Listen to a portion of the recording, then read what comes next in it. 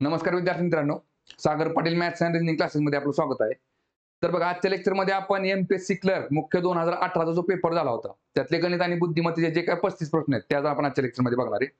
तर बघा, त्याच्या आधी आपलं जे ऍप्लिकेशन आहे Sagar Patil maths and reasoning नावाचं, तर त्याच्यावरती आपण कंबाईन गट ब आणि गट क साठी सेपरेट बॅच सुरू केलेली आहे. तर त्या बॅचची फी आपली फक्त ₹999 असेल. तर बॅचमध्ये बघा, तुम्हाला 200 पेक्षा जास्त लेक्चर्स बघायला मिळतील. प्रत्येक व्हिडिओ तुम्हाला 4 वेळा बघता येईल आणि बॅचचा कालावधी आपला 3 महिन्यांचा असेल.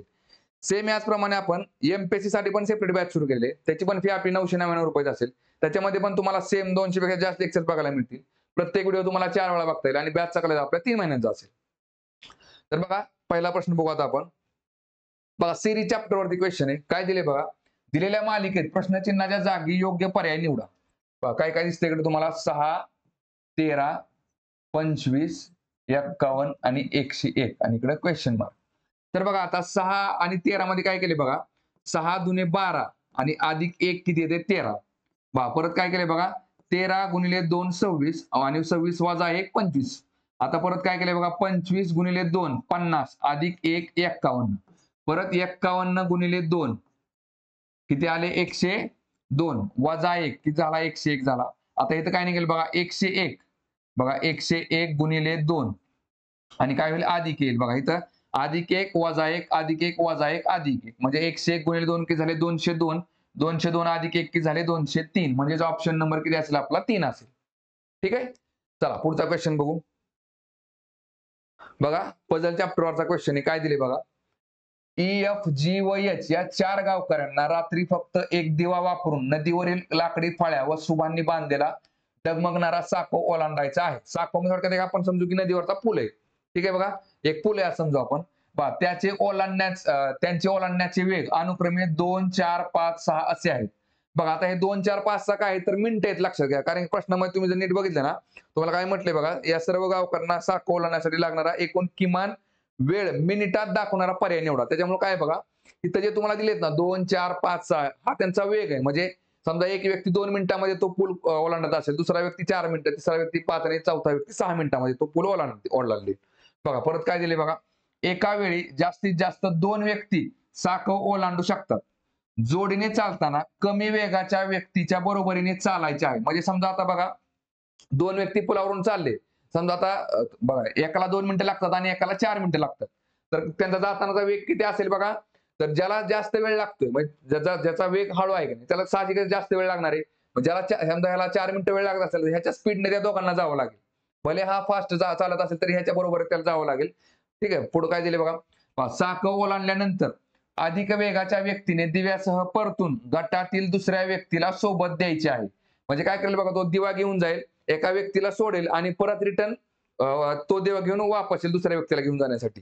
परत बघा, सरते शेवटी दिवा मूळ जागी ठेवून तो वाहून नेणाऱ्या व्यक्तीने पुन्हा दिव्याशिवाय साखर ओलांडायचा आहे. म्हणजे काय करायचं बघा, पहिल्यांदा तो एका व्यक्तीला घेऊन असं बघा, आता एकूण किती बघा 4 व्यक्ती, बरोबर आहे की नाही, एक जण दिवा घेणार आहे.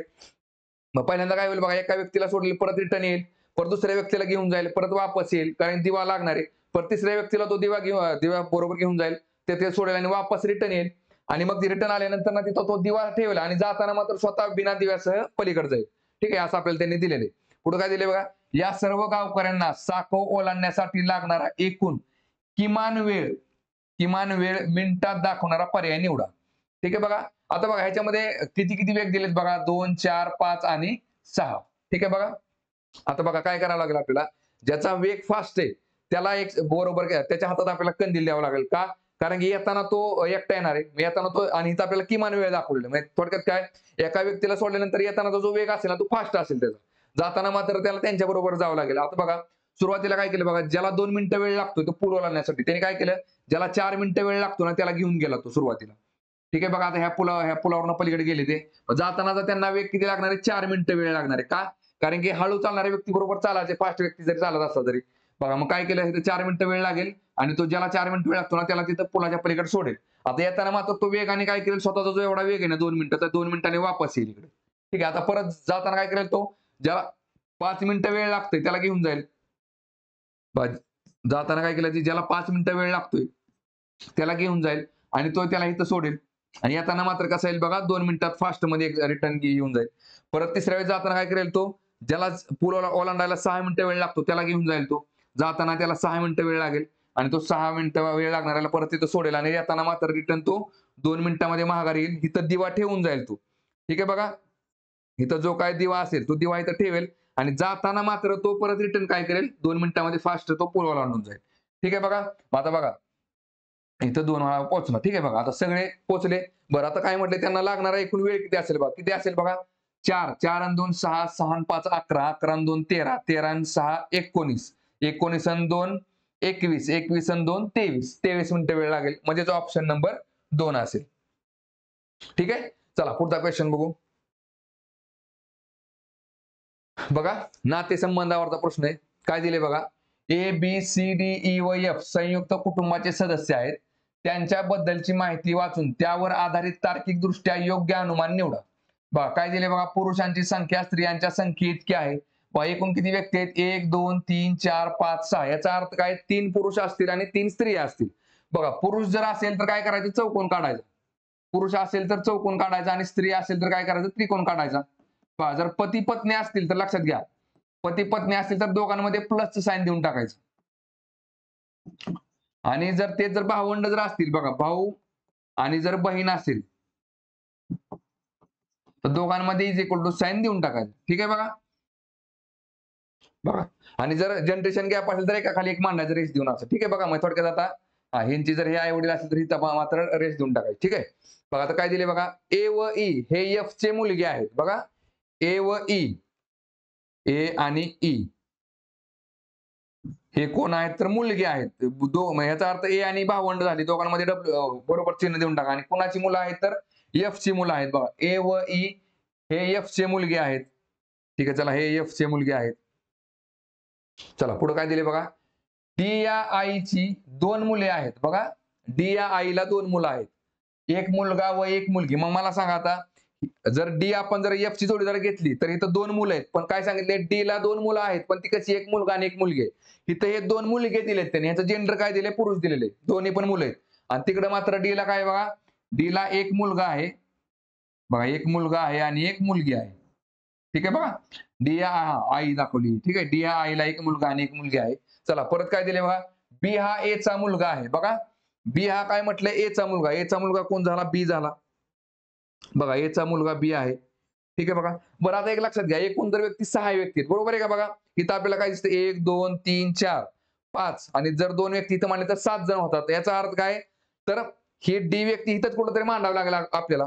मग काय निघेल बघा ह्याच्यामध्ये. बघा बी हा याचा मुलगा आहे आणि इथं काय दिले बघा. सध्या कुटुंबात फक्त एकच जोडपे आणि एकच जोडपे. मग काय करावं लागेल बघा. हा जो ए आहे तर ए ची पत्नी कोण असेल बघा डी असेल. ए ची पत्नी बरोबर कोण असेल तर डी असेल. ठीक आहे ना. डी ला 2 मुलं आहेत काय एक मुलगा आणि एक मुलगी. बघा एक मुलगा झाला बी आणि एक मुलगी इकडे असेल. आता राहिले कोण बघा ए बी फक्त सी राहिला. सी इथं लिहून टाका. बघा A B C D E आणि एफ. ठीक आहे बघा.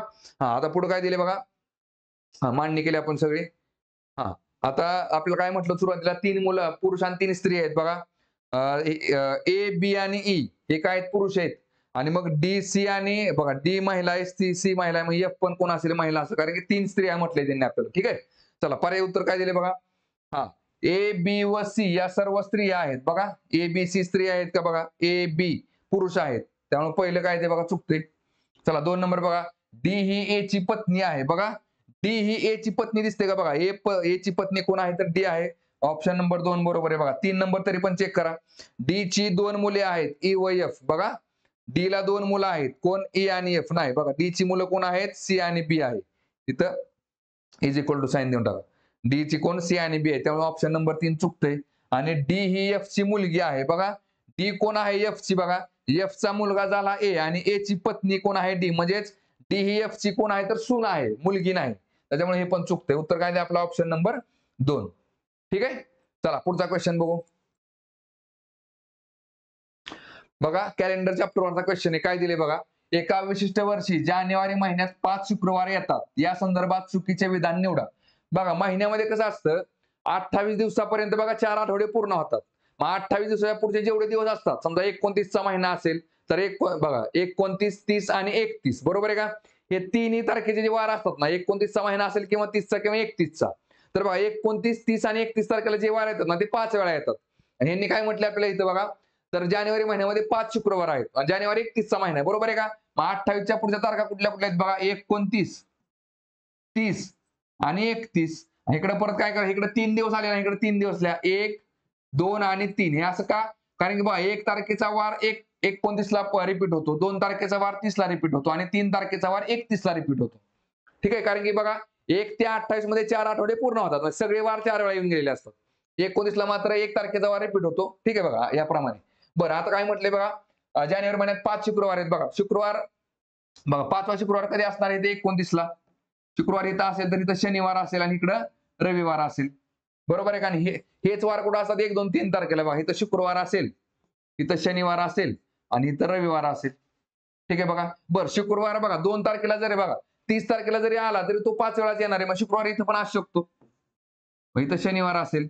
शुक्रवारच्या पाठीमागे इथं गुरुवार. म्हणजे गुरुवार, शुक्रवार, शनिवार बघा. गुरुवार, शुक्रवार आणि शनिवार. ठीक आहे बघा. बरं, शुक्रवार हा 31 तारखेला पण असू शकतो. शुक्रवारच्या पाठीमागे इकडे गुरुवार आणि इकडे हा बुधवार. बघा इथं परत बुधवार, गुरुवार आणि शुक्रवार. ठीक आहे. बरं, आता काय दिले बघा त्यांनी. बरं, ह्या 3 शक्यता निघतात. म्हणजे शुक्रवार हा 29ला आला काय, 30ला आला काय किंवा 31ला आला काय, तरी तो 5 वेळाच येणार आहे. ठीक आहे.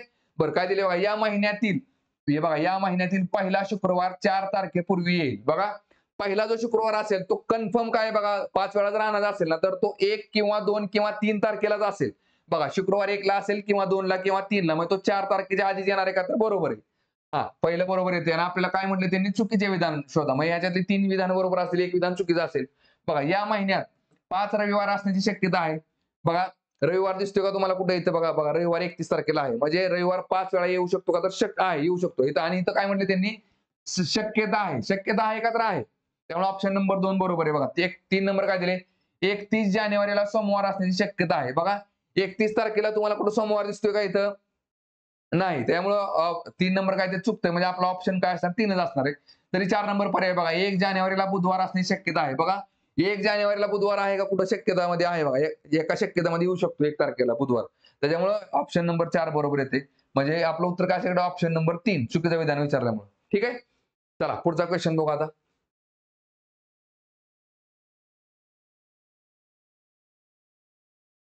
बघा, असे मोठे प्रश्न आले की नीट प्रश्न कशावरती ते नीट बघून घ्यायचं. बघा काय दिले आपल्याला? पुढे दिलेल्यापैकी वरील युक्तिवादात आधारभूत असलेल्या तत्वाचे विवरण करणारे सर्वोत्तम उदाहरण निवडा. बघा, युक्तिवादामध्ये कुठले कुठले प्रकार असतात? युक्तिवादामध्ये तुम्हाला युक्तिवाद दुबळा करणारा किंवा त्याची त्रुटी दाखवणारा विचारतील. युक्तिवादावरती निष्कर्ष विचारतील. काही वेळेस गृहीतक पण विचारतील युक्तिवादावरती. आणि तुम्हाला विचारलं का युक्तिवादाचे तत्वाचे विवरण करणारे. तत्वाचे विवरण म्हणजे काय असतं बघा, की युक्तिवाद दिलेला असतो त्याच्यासारखी शब्दरचना असणार आपल्याला पर्याय बघायचा असतो कुठला तो.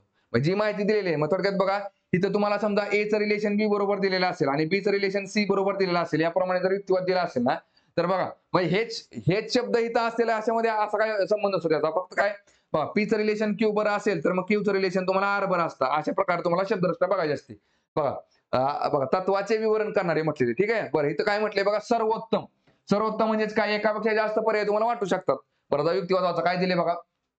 बघा, मालकीचे वाहन असणारे प्रत्येक व्यक्ती तिने रस्त्याचा किती वापर केला आहे याची दखल न घेता काही रक्कम करापोटी देते. 100 किलोमीटर इतका कमी रस्ता पार करणारी व्यक्ती 1000 किलोमीटर पार करणाऱ्या व्यक्ती इतकीच कर देते. हा अन्याय आहे. रस्ता कर काढून टाकण्याची गरज आहे आणि रस्त्यांच्या देखभालीच्या गरजेचा पैसा इंधनावरील कर वाढवून उभारला पाहिजे. म्हणजे थोडक्यात काय ते बघा, समजा आता एखादी गाडी घेतली आपण, तर गाडी करताना आपण रस्ता कर भरणार आहे, बरोबर आहे. थोडक्यात टोल नाक्यावर सुद्धा बघा, टोल नाक्यावरती तुम्ही टोल नाका जरी पार केला, मग तो पार करताना एखादा माणसाला 50 किलोमीटर जायचं असेल आणि एखाद्याला 500 किलोमीटर जायचं असेल, तरी त्याला टोल तेवढाच भरावा लागणार आहे, बरोबर आहे. मग तो टोल क्रॉस करताना त्यावेळेस कसं असतं बघा, यांचं म्हणणं काय ते बाबा, ज्यांनी जेवढा रस्ता वापरलाय त्याला तेवढा टॅक्स मिळाला पाहिजे, त्याला तेवढा कर बसला पाहिजे. कमी रस्ता वापरला तर कमी कर भरा. मग ते आपण कुठं करू शकतो बघा, पुढे काय दिले यांनी, तर बघा, रस्त्याच्या देखभालीच्या गरजेचा पैसा इंधनावरील कर वाढवून उभारला पाहिजे. मग थोडक्यात काय, इंधनावर जर कर वाढवला तुम्ही, तर बघा, जो माणूस जेवढी गाडी वापरणार आहे तेवढं त्याला जास्त इंधन लागणार आहे. जेवढं इंधन वापरेल तेवढा जास्त त्याला कर भरावा लागेल. म्हणजे कमी गाडी वापरली तर पेट्रोल कमी लागेल, त्यामुळे कर पण कमी भरावा लागेल. मग थोडक्यात काय, जो जेवढा रस्त्याचा वापर करतो तेवढा जास्त त्याने कर भरला पाहिजे. बघा, काय म्हटले बघा, या बदलामुळे रस्ता जास्त वापरणारे जास्त पैसे देतील याची आपोआपच हमी मिळेल. ही फक्त न्याय्य कर प्रणाली नसून कदाचित ती जास्तीचा महसूल मिळवून देईल. बरं ठीक आहे. आता आपल्याला काय करायचं, युक्तिवादाचा तत्वाचे विवरण करणारा सर्वोत्तम पर्याय बघायचा. बघा पहिले काय दिले, रोजंदारी करणाऱ्या लोकांपेक्षा कायमस्वरूपी नोकरी करणाऱ्या लोकांना उच्च कर देणे भाग पाडले पाहिजे. बरं परत फक्त परवडत नाही अशांनाच फक्त निशुल्क वैद्यकीय उपचार मिळायला हवा. वर्गणी भरून दूरदर्शन वाहिन्यांना किंमत मोजली गेली पाहिजे, म्हणजे फक्त त्या पाहणाऱ्यांनाच किंमत द्यायला भाग पाडता येईल. आणि 4 काय दिले, फक्त तुरळक प्रवास करणाऱ्यांपेक्षा कामावर जाताना नियमितपणे रेल्वे प्रवास करणाऱ्या लोकांनी कमी दर द्यायला हवा. बघा आता सगळ्यात जास्त पर्याय कुठला बरोबर वाटतो आपल्याला, ऑप्शन नंबर 3. बघा काय दिसते, वर्गणी भरून दूरदर्शन वाहिन्यांना किंमत मोजली गेली पाहिजे, म्हणजे फक्त त्या पाहणाऱ्यांनाच किंमत द्यायला भाग पाडता येईल. म्हणजे बघा जेवढा माणूस रस्ता वापरेल तेवढा त्यांनी जास्त कर दिला पाहिजे. इथं पण काय बघा, ज्यांनी पैसे भरलेत त्यांनाच काय थोडक्यात काय, जे तुमच्याकडनं बघा दूरदर्शन बघणार त्यांच्याकडनंच पैसे वसूल केले पाहिजे, सरसकट घ्यायची काय गरज नाही. म्हणून काय तेव्हा ऑप्शन नंबर 3 बरोबर येते. ठीक आहे. चला पुढचा क्वेश्चन बघू. बघा रेशिओ प्रपोर्शन चॅप्टरवरचा क्वेश्चन आहे. काय दिले बघा, जर बी कडे ए च्या 1/3 रुपये आहेत. बघा इकडं ए आणि बी लिहा, ए आणि बी. बरं काय म्हटलंय बघा, बी कडे ए च्या, आता जिथं च्या असतो ना तो छेदाला असतो बघा, कधी पण लक्षात घ्या. ए च्या, मग ए किती पकडला आपण, ए जर 3 असेल तर बी किती असेल, 1 असेल. बघा बी कडे ए च्या किती आहेत तर 1/3 रुपये आहेत. बघा सी कडे बी च्या, बघा च्या कुणाला दिला, बी ला. मग बघा आता बी आणि सी चं रिलेशन दिसतंय बघा तुम्हाला. म्हणजे बी कडे जर 5 रुपये असेल तर सी कडे किती असेल, 4 असतील. बघा बी कडे जर 5 रुपये असेल तर सी कडे 4 असतील. आणि परत बघा काय दिलंय, डी कडे सी च्या 1/7. बघा इथं च्या कोणाला दिलेला आहे, सी ला दिलेला आहे, बरोबर आहे का. इथं डी मांडा. बघा सी आणि डी चं रिलेशन काय दिले बघा, सी कडे जर 7 असतील तर डी कडे किती आहेत तर 1 आहे. ठीक आहे. बरं आता ह्याच्यामधनं आधी काय करा, आपला रेशिओ काढून घ्या आधी सगळा. रेशिओ काढताना कसा काढायचा, बघा आता हे दोन बॉक्स रिकामे आहेत, बरोबर आहे का. मग इथं काय करायचं, 1 देऊन टाकायचं. इथं शेजार संख्या 1 आहे ना, 1 देऊन टाकायचं. बघा इथं काय निघेल बघा, 4 च्या शेजारी 4 निघेल, इकडे 5 च्या शेजारी 5 निघेल, बघा इकडे 7 च्या शेजारी 7 आणि ह्या 7 च्या शेजारी इकडे 7. ठीक आहे बघा. आणि आता गुणाकार करून टाका. बघा किती येते बघा, 5 त्रिक 15, 15 सत्ती 5 दर्शे. बघा परत 7 5 35, 7 चौक 28 आणि 4 एके 4. बरं आता हे काय बघ गुणोत्तर आहे, त्यामुळे ते x लिहून टाका. हे त्यांनी गुणोत्तर दिलेले आहे. इथं काय फक्त येते लक्षामध्ये बघा, समजा ए कडे 3 रुपये असतील तर बी कडे मात्र 1 रुपये असेल. त्यांनी गुणोत्तर दिलेले ए बी सी डी आपल्याला. ठीक आहे. आपण चौघांचं गुणोत्तर काढून घेतले एकमेकाशी काय आहे. काय दिले बघा, जर डी कडे 2 लाख रुपये असतील तर ए जवळ किती रुपये असतील. बघा डी कडे किती म्हटले बघा त्यांनी, 2 लाख रुपये. हे झाले 2 लाख. आता मला सांगा 4x हे गुणोत्तरामध्ये 4x म्हणजे झाले 2 लाख, म्हणजे निम्म काय ते संख्या येते बघा. तर विचारलं काय, तर ए जवळ किती रुपये असतील. ए जवळ किती आहेत बघा, 105 आहेत. मग 105 भागिले 2 करा, कारण इथं आपण 4 ला 2 ने भागले की 2 आले. 105 ला 2 ने भाग किती येते बघा, बे बे बे पंचे 10, परत बे दोन्ही 4 आणि 1 5, बे पंचे 10 म्हणजे 52.5 लाख रुपये येतील. बघा बी कडे म्हटलं तर 35 च्या निम्म किती झालं, 17.5 लाख रुपये. सी कडे म्हटलं 28 च्या निम्म तर किती झाले, 14 लाख रुपये याप्रमाणे. ठीक आहे. मग आपलं उत्तर किती येते बघा, ऑप्शन नंबर 2, 52.5 लाख रुपये. ठीक आहे. चला पुढचा क्वेश्चन बघू. बघा आता मोठे प्रश्न आले, काय करायचं, असे आधी सुरुवातीला प्रश्न वाचून घ्यायचा. काय दिले बघा, पुढील पर्यायातून वरील युक्तिवादातील दोष दाखवणारे सर्वोत्तम अभिव्यक्ती निवडा. बघा आता आपण काय बघितलं होतं, युक्तिवादाचं अनुकरण करणार. आता इथे काय दिले तुम्हाला, युक्तिवादातील दोष दाखवणारे सर्व काय करायचे, अभिव्यक्ती निवडायची आपल्याला. ठीक आहे. बघा आता काय दिले, युक्तिवाद वाचा. बघा नव्या अध्ययनाने व्यक्ती त्याच्या वा तिच्या मेंदूत बदल घडवून आणू शकतो अशा मेंदूंच्या लवचिकतेची माहिती प्रत्येकाला आहे. उदाहरणार्थ लंडनच्या टॅक्सी चालकांच्या लंडनच्या भौगोलिक ज्ञानाचे परीक्षण करण्यासाठी घेतलेल्या परीक्षेच्या तयारीचा प्रसिद्ध अभ्यास घेऊ. त्यांच्या तयारीच्या सुरुवातीच्या तसेच शेवटच्या मेंदूंच्या छाननी चित्रांची तुलना केली तेव्हा त्यांच्या मेंदूंच्या त्रिमिती स्मृतीला प्रत्यक्ष कारणीभूत असणाऱ्या भागाचे आकारमान वाढलेले आढळले. म्हणजेच अगदी स्नायूंप्रमाणे जितका जास्त वापरावा तितक्या प्रमाणात मेंदू आकाराने तसेच ताकदीने वाढला असे यातून सूचित होते.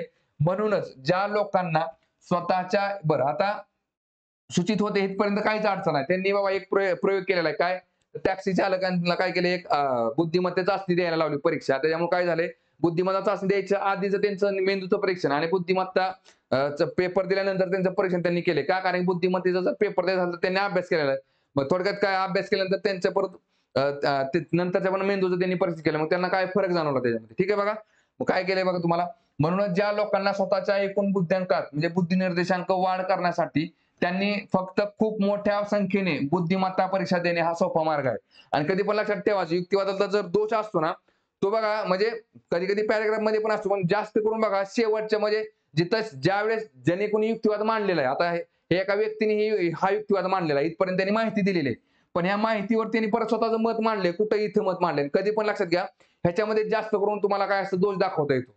पण इथपर्यंत त्यांनी माहिती मांडली, काय अडचण आहे. इथं त्यांनी काय स्वतःचं मत मांडले. मत काय मांडले बघा, म्हणून ज्या लोकांना स्वतःच्या एकूण बुद्ध्यांकात म्हणजे वाढ करण्यासाठी त्यांनी इथं काय म्हटले बघा, फक्त खूप मोठ्या संख्येने बुद्धिमत्ता परीक्षा देणे हा सोपा मार्ग आहे. आणि इथं काय म्हटले बघा, मेंदूचा जर विकास करायचा असेल तर तुम्ही काय म्हटले बघा, फक्त वापरला शब्द, फक्त खूप मोठ्या संख्येने बाबा बुद्धिमत्ता परीक्षा देणे गरजेचे आहे. बरं, आता ह्याच्यातला आपल्याला दोष दाखवा. दोष दाखवायचा असतो म्हणजे काय असतं लक्षात घ्या, कधी पण लक्षात घ्या.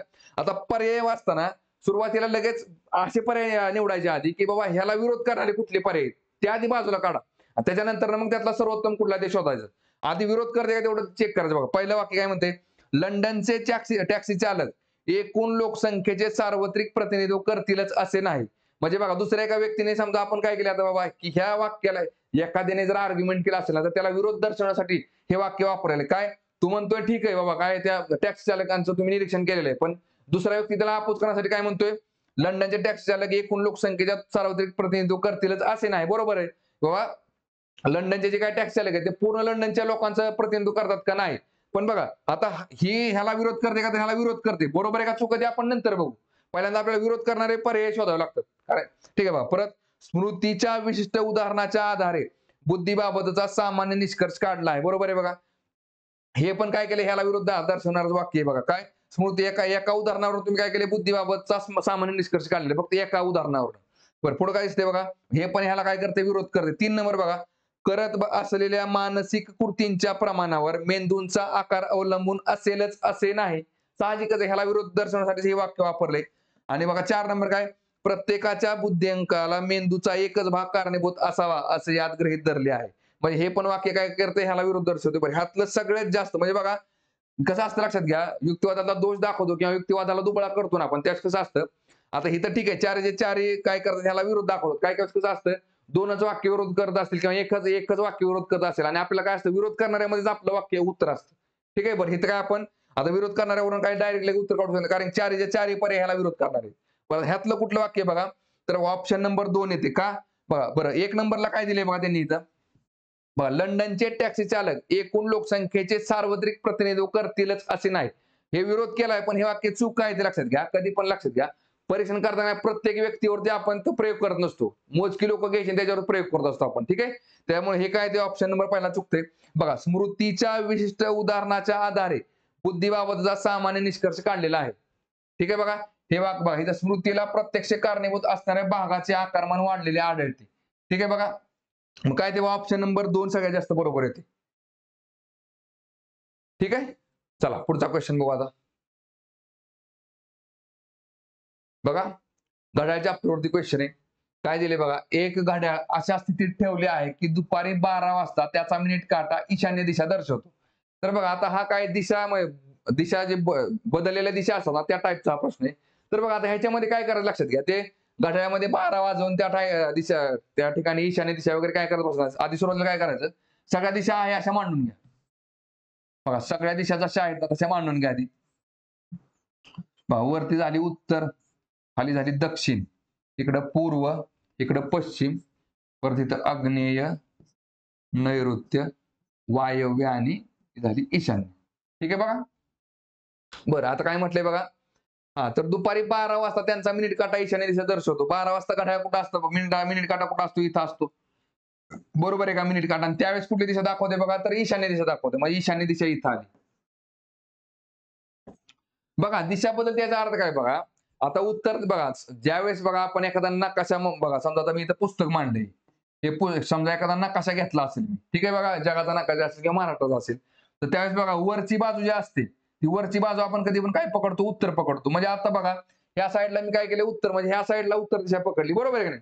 ह्या साईडला कुठली दिशा आहे ते मला माहिती नाही, पण तरी पण मी मांडणी करताना काय करतो, कधी पण वरच्या साईडला आपण उत्तर दिशा पकडतो. म्हणजे आणि कधी पण लक्षात ठेवायचं बघा, म्हणजे मग आता थोडक्यात काय, मग समजा आता ही समजा ईशान्य दिशा असेल असं समजा आपण, बघा ह्या साईडला ईशान्य दिशा आहे, बघा ह्या साईडला थोडक्यात उत्तर दिशा आहे. येते लक्षामध्ये बघा. म्हणजे कारण बघा कसं असतं, ज्या खऱ्या दिशा असतात ना त्यांचा कधी जागा बदलत नसतात. खऱ्या दिशा कधीही जागा बदलत नसतात. समजा आता बघा ह्या साईडला जर समजा आता बघा पूर्व दिशा आहे आणि मी जर ह्या साईडला टेबल घेऊन बसलो असेल, तर माझ्या समोर मी जर पुस्तक मांडलं असेल ना, तर मी फळ्यावरती सॉल्व्ह करताना वरच्या साईडला उत्तर दिशा मांडणार आहे. थोडक्यात काय, पूर्व दिशा जिथं आहे तिथंच आहे. पण काय झालंय बघा, माझ्या पेजची जी वरची दिशा आहे ना ती उत्तर पकडली मी. म्हणजे पूर्व दिशा झाली काय, उत्तर दिशा. ह्यातल्या खऱ्या दिशा कुठल्या असतात, ह्या खऱ्या दिशा आहेत. ही दिशा कुठल्या आहेत, तर खऱ्या दिशा आहेत. ठीक आहे. आणि काय केले बघा, आता घड्याळ मी ज्या दिशेला मांडले की नाही त्याच्यामध्ये 12 वाजताचा जे 12 वाजताचा काटा आहे की नाही तो ईशान्य दिशेला आहे. ठीक आहे बघा. मग आता समजा बघा ईशान्य दिशा कुठं आली, इथं आली. मग सगळ्या दिशा आहे अशा मांडून घ्या. ईशान्येच्या पुढे काय, पूर्व येईल, पूर्व इथं येईल. पहा पूर्वच्या पुढे आग्नेय, इथं आग्नेय मांडा. आग्नेयच्या पुढे दक्षिण आहे, दक्षिण इथं मांडा. दक्षिणच्या पुढे नैऋत्य, नैऋत्य इथं मांडा. नैऋत्यच्या पुढे पश्चिम आहे, पश्चिम इथं मांडा. पश्चिमच्या पुढे वायव्य, वायव्य इथं मांडा. वायव्यच्या पुढे उत्तर आहे, ते उत्तर इथं मांडा. आणि काय म्हटले बघा, 1:30 वाजता त्या घड्याळाचा तास काटा कोणती दिशा दर्शवेल? पहा 1:30 वाजता मला सांगा, एक कुठं असतो बघा, इथं असतो, बरोबर आहे का? एक झाला इथं. मग 1:30 वाजता आपला तास काटा इकडं असणार, इथं असेल. आणि मिनिट काटा कुठं असेल, खाली असेल इकडं. बरोबर आहे का? मग आता मला सांगा, इथं दिशा कुठली दिसते तुम्हाला? पूर्व दिशा दिसते. आपल्याला काय विचारलंय, 1:30 वाजता त्या घड्याळाचा तास काटा कोणती कोणती दिशा दर्शवेल? तर मग घड्याळाचा तास काटा जर इकडं असेल, तर ती दिशा कुठली असणार आहे? पूर्व असणार आहे. म्हणजे आपलं उत्तर काय असेल? Option number 3. ठीक आहे? चला पुढचा क्वेश्चन बघू. बघा परत काय आपल्याला लॉजिकल रिझनिंगवरचा प्रश्न. प्रश्न आधी कशावरती नीट बघून घ्या. काय दिले? वरील बघा परिच्छेद म्हणजे पॅसेज दिलेला आहे. परिच्छेदाचा निष्कर्ष ठरेल अशी सर्वोत्तम अभिव्यक्ती पुढील पर्यायातून निवडा. बघा निष्कर्ष कसा असतो कधी पण लक्षात घ्या. दिलेल्या पॅरेग्राफ मधून आपल्याला निष्कर्ष काढायचा असतो. गृहीतक काय असतं? बघा गृहीतक वेगळं असतं, निष्कर्ष वेगळा असतो, लक्षात घ्या. युक्तिवाद वेगळा असतो. इथं आपल्याला त्यांनी निष्कर्ष विचारलेला आहे. ठीक आहे. बघा आता काय दिले बघा, पॅसेज वाचा. बघा काही वेळा मानवातील समस्यांपेक्षा त्यांच्यातील भेद अधिक लक्षवेधी असतात. अल्पसंख्य असले तरीही सर्वप्रथम वा सर्वोत्तम असण्याच्या स्पर्धात्मक वृत्तीपायी काही लोक तीव्र भौतिक सुविधांचा अभाव, मरणाची मोठी जोखीम आणि टोकाच्या एकांतवासाचा समावेश असलेला एखादा महत्वाकांक्षी प्रवास करतात. थोडक्यात काय बघा, एव्हरेस्ट चढणे असेल किंवा इंग्लिश खाडी पार करणे, जे किंवा सायकलीवरती पूर्ण भारत भ्रमण करणे, या प्रकारचे जे काही लोक महत्वाकांक्षी असे प्रवास करतात थोडक्यात. ठीक आहे बघा. आणि दुसरीकडे काय दिले बघा, सोपे, आरामदायी व जोखीमयुक्त जीवन पसंत करणाऱ्या बहुसंख्यांशी याची तुलना केली तर त्या प्राण्यांच्या 2 भिन्न प्रजाती असल्यासारखे एका मानवाचे वर्तन दुसऱ्यापेक्षा खूपच वेगळे असलेले पाहायला मिळते. ठीक आहे बघा. मग थोडक्यात काय, काही लोक अशी महत्वाकांक्षी प्रवास करतील आणि काही लोकांना आरामदायी जीवन जगायची सवय असते. त्यांची जर आपण तुलना केली तर आपल्याला काय दिसते बघा, की बाबा हे 2 वेगवेगळे प्राणी आहेत का काय? पण बघायला गेलं तर प्राणी एकच आहे, माणूसच आहे. पण त्यांच्या वागण्यावरून आपल्याला काय दिसते, 2 वेगवेगळे प्राणी आहेत का असं आपल्याला भासू शकतं. चला पुढे काय दिले बघा, मानवी वर्तनाबाबत सामान्य नियम करण्याचा प्रयत्न करताना प्रत्येकाने हे वैविध्य मनात बाळगायला हवे. आणि जर मानवी वर्तनाचा जर कोण अभ्यास करत असेल ना, तर त्याला ह्या दोन्ही बाबी लक्षात घ्याव्या लागतील. ठीक आहे. आणि बघा निष्कर्ष कधी पण लक्षात घ्या, निष्कर्ष हा पूर्ण पॅरेग्राफचा पूर्ण पॅरेग्राफ थोडक्यात काय असतं बघा, पूर्ण पॅरेग्राफ त्याच्यामध्ये आला पाहिजे असा आपला निष्कर्ष काढायचा असतो.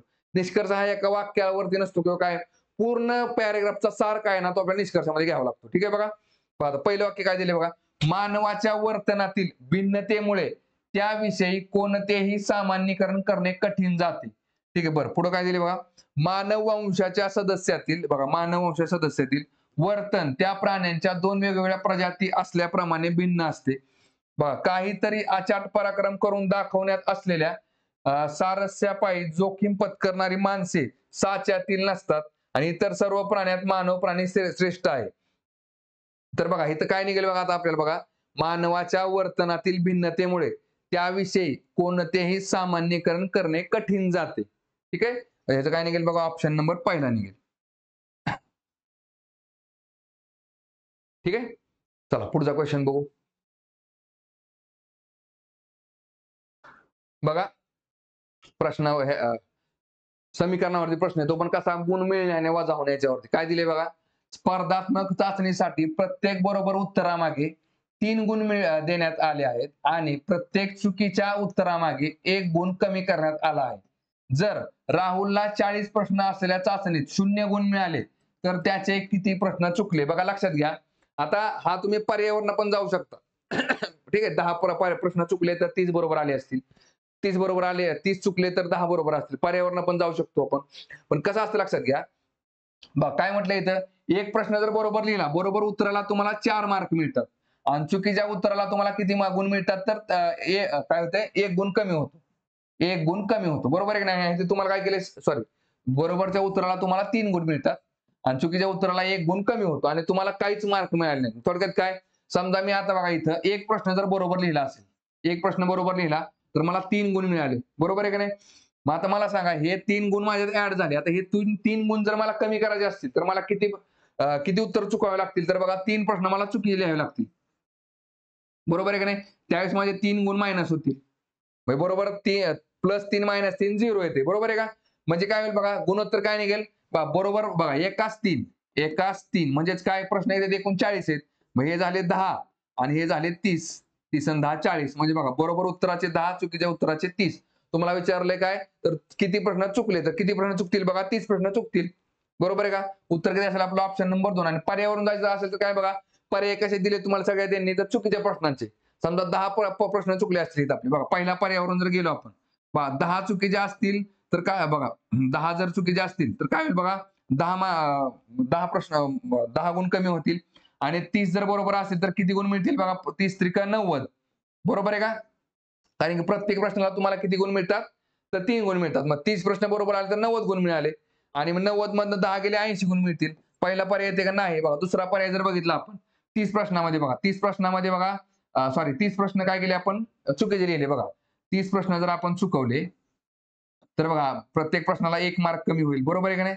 प्रत्येक प्रश्नाला 1 मार्क म्हणजेच काय होईल इकडं बघा 30 गुणिले 1 जर केला आपण तर मग किती येते 30 येते म्हणजे -30 मार्क होतील आणि बरोबर प्रश्न किती आले असतील आपले 10 असतील. बरोबर आहे 30 आणि 10 30 चुकले तर 10 बरोबर आले आणि बरोबर प्रश्नाला किती मार्क मिळते तुम्हाला 3 मार्क मिळतात. मग 10 किती येते 30 येते. मग काय होईल इकडं 30 मार्क वजा झाले 30 मार्क मिळाले 0 मार्क मिळाले. म्हणजे उत्तर काय निघालं आपलं ऑप्शन नंबर 2. ठीक आहे. चला पुढचा क्वेश्चन बघू. बघा डाटा सफिशियन्सी वरती प्रश्न आहे. काय दिले बघा ह्याच्यामध्ये, पुढील प्रश्नाचे उत्तर देण्याशी संबंधित पर्याय निवडा. या पुस्तकाची एकूण पाने किती? बघा कधी पण ह्याच्यामध्ये प्रश्न वाचत असतात तुम्हाला त्यांनी प्रश्न सुरुवातीला दिला, कधी वरती देतील कधी मध्ये देतील, पण आधी कधी पण प्रश्न वाचून घ्यायचा. कशामध्ये डाटा सफिशियन्सी म्हणजे अशी पर्याय दिसले काय म्हणजे डाटा सफिशियन्सी. बघा काय दिले बघा, पुस्तकाचे एकूण पाने किती या प्रश्नाचं उत्तर आपण सांगू शकतो. मग काय करायचं सुरुवातीला ह्या ऑप्शनवरून उत्तर काढता येते का बघा. बघा जनाने सुरुवातीपासून या पुस्तकाची 132 पाने मोजली. ठीक आहे बघा, म्हणजे एक पानापासून त्यांनी काय केले 132 पानापर्यंत पानं मोजली. बरं मला सांगा पण पुस्तकामध्ये 132 पानात असं काय दिसतंय का? पुस्तकामध्ये 500 पण पानं असू शकतील, 1000 पण पानं असतील, पण त्यातली एक पासून सुरुवात करून 132 पानं मोजली. त्यातनं काय प्रूफ होतं का की त्या पुस्तकामध्ये 132 पानं आहेत म्हणून? नाही. चला ठीक आहे. परत दुसरं काय दिसतंय बघा, मोनूने या पुस्तकाच्या शेवटच्या पानापासून सुरुवात करून 132 पाने मोजली. दुसऱ्याने काय केलंय उलटी पानं मोजताना कितीपर्यंत 132 पर्यंत, पण त्याच्यामध्ये 132च पान आहेत काय आपण सांगू शकतो का? नाही. बघा म्हणजे इकडचा पार्ट आपण वाचला इकडं येते लक्षात इथं इकडचा पार्ट वाचलाय, पण ह्याच्यावरनं पुढे पानं आहेत की नाही ते सांगू शकत नाही. इथं पण बघा शेवटून 132 शेवटून आपण 132 पानं मोजली, पण किती पानाचं पुस्तक आहे ते आपण सांगू शकत नाही. कशावरून? बी वरून. म्हणजे बघा येते लक्षामध्ये बघा. मग बघा सेपरेट अ वरनं पण उत्तर काढता येत नाही, सेपरेट ब वरनं पण उत्तर काढता येत नाही. ठीक आहे. बरं आता दोन्ही विधानं जरी एकत्र केली आपण तरी उत्तर काढता येते का बघा. बघा काय म्हटले पहिल्यामध्ये 1 पासून 132 पर्यंत पानं वाचली आणि दुसरं काय म्हणते शेवटून 132 पानं वाचली. दोन्ही विधानं जरी एकत्र केली तर आपण किती पानं आहेत ते पुस्तकामध्ये सांगू शकत नाही. त्यामुळे हे उत्तर काय निघेल बघा, अ व ब ही माहिती एकत्रितपणे पुरेशी नाही. Option number 4. ठीक आहे. चला पुढचा क्वेश्चन बघू.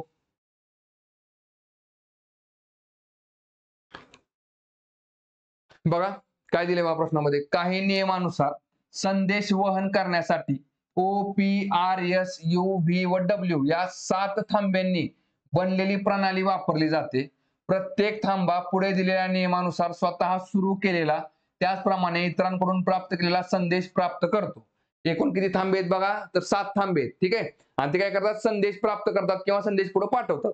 चला पुढे काय दिले बघा, पी व आर, एस व डब्ल्यू तसेच यू व व्ही यांच्या दरम्यान दोन्ही दिशांनी संदेश प्रक्षेपित होतात. म्हणजेच काय बा, पी पासून आर कडे संदेश जातोय आणि आर कडून पी कडे पण येऊ शकतो. बा परत काय दिले, एस आणि डब्ल्यू. बा एस पासून डब्ल्यू कडे जातोय, डब्ल्यू पासून एस कडे येऊ शकतो.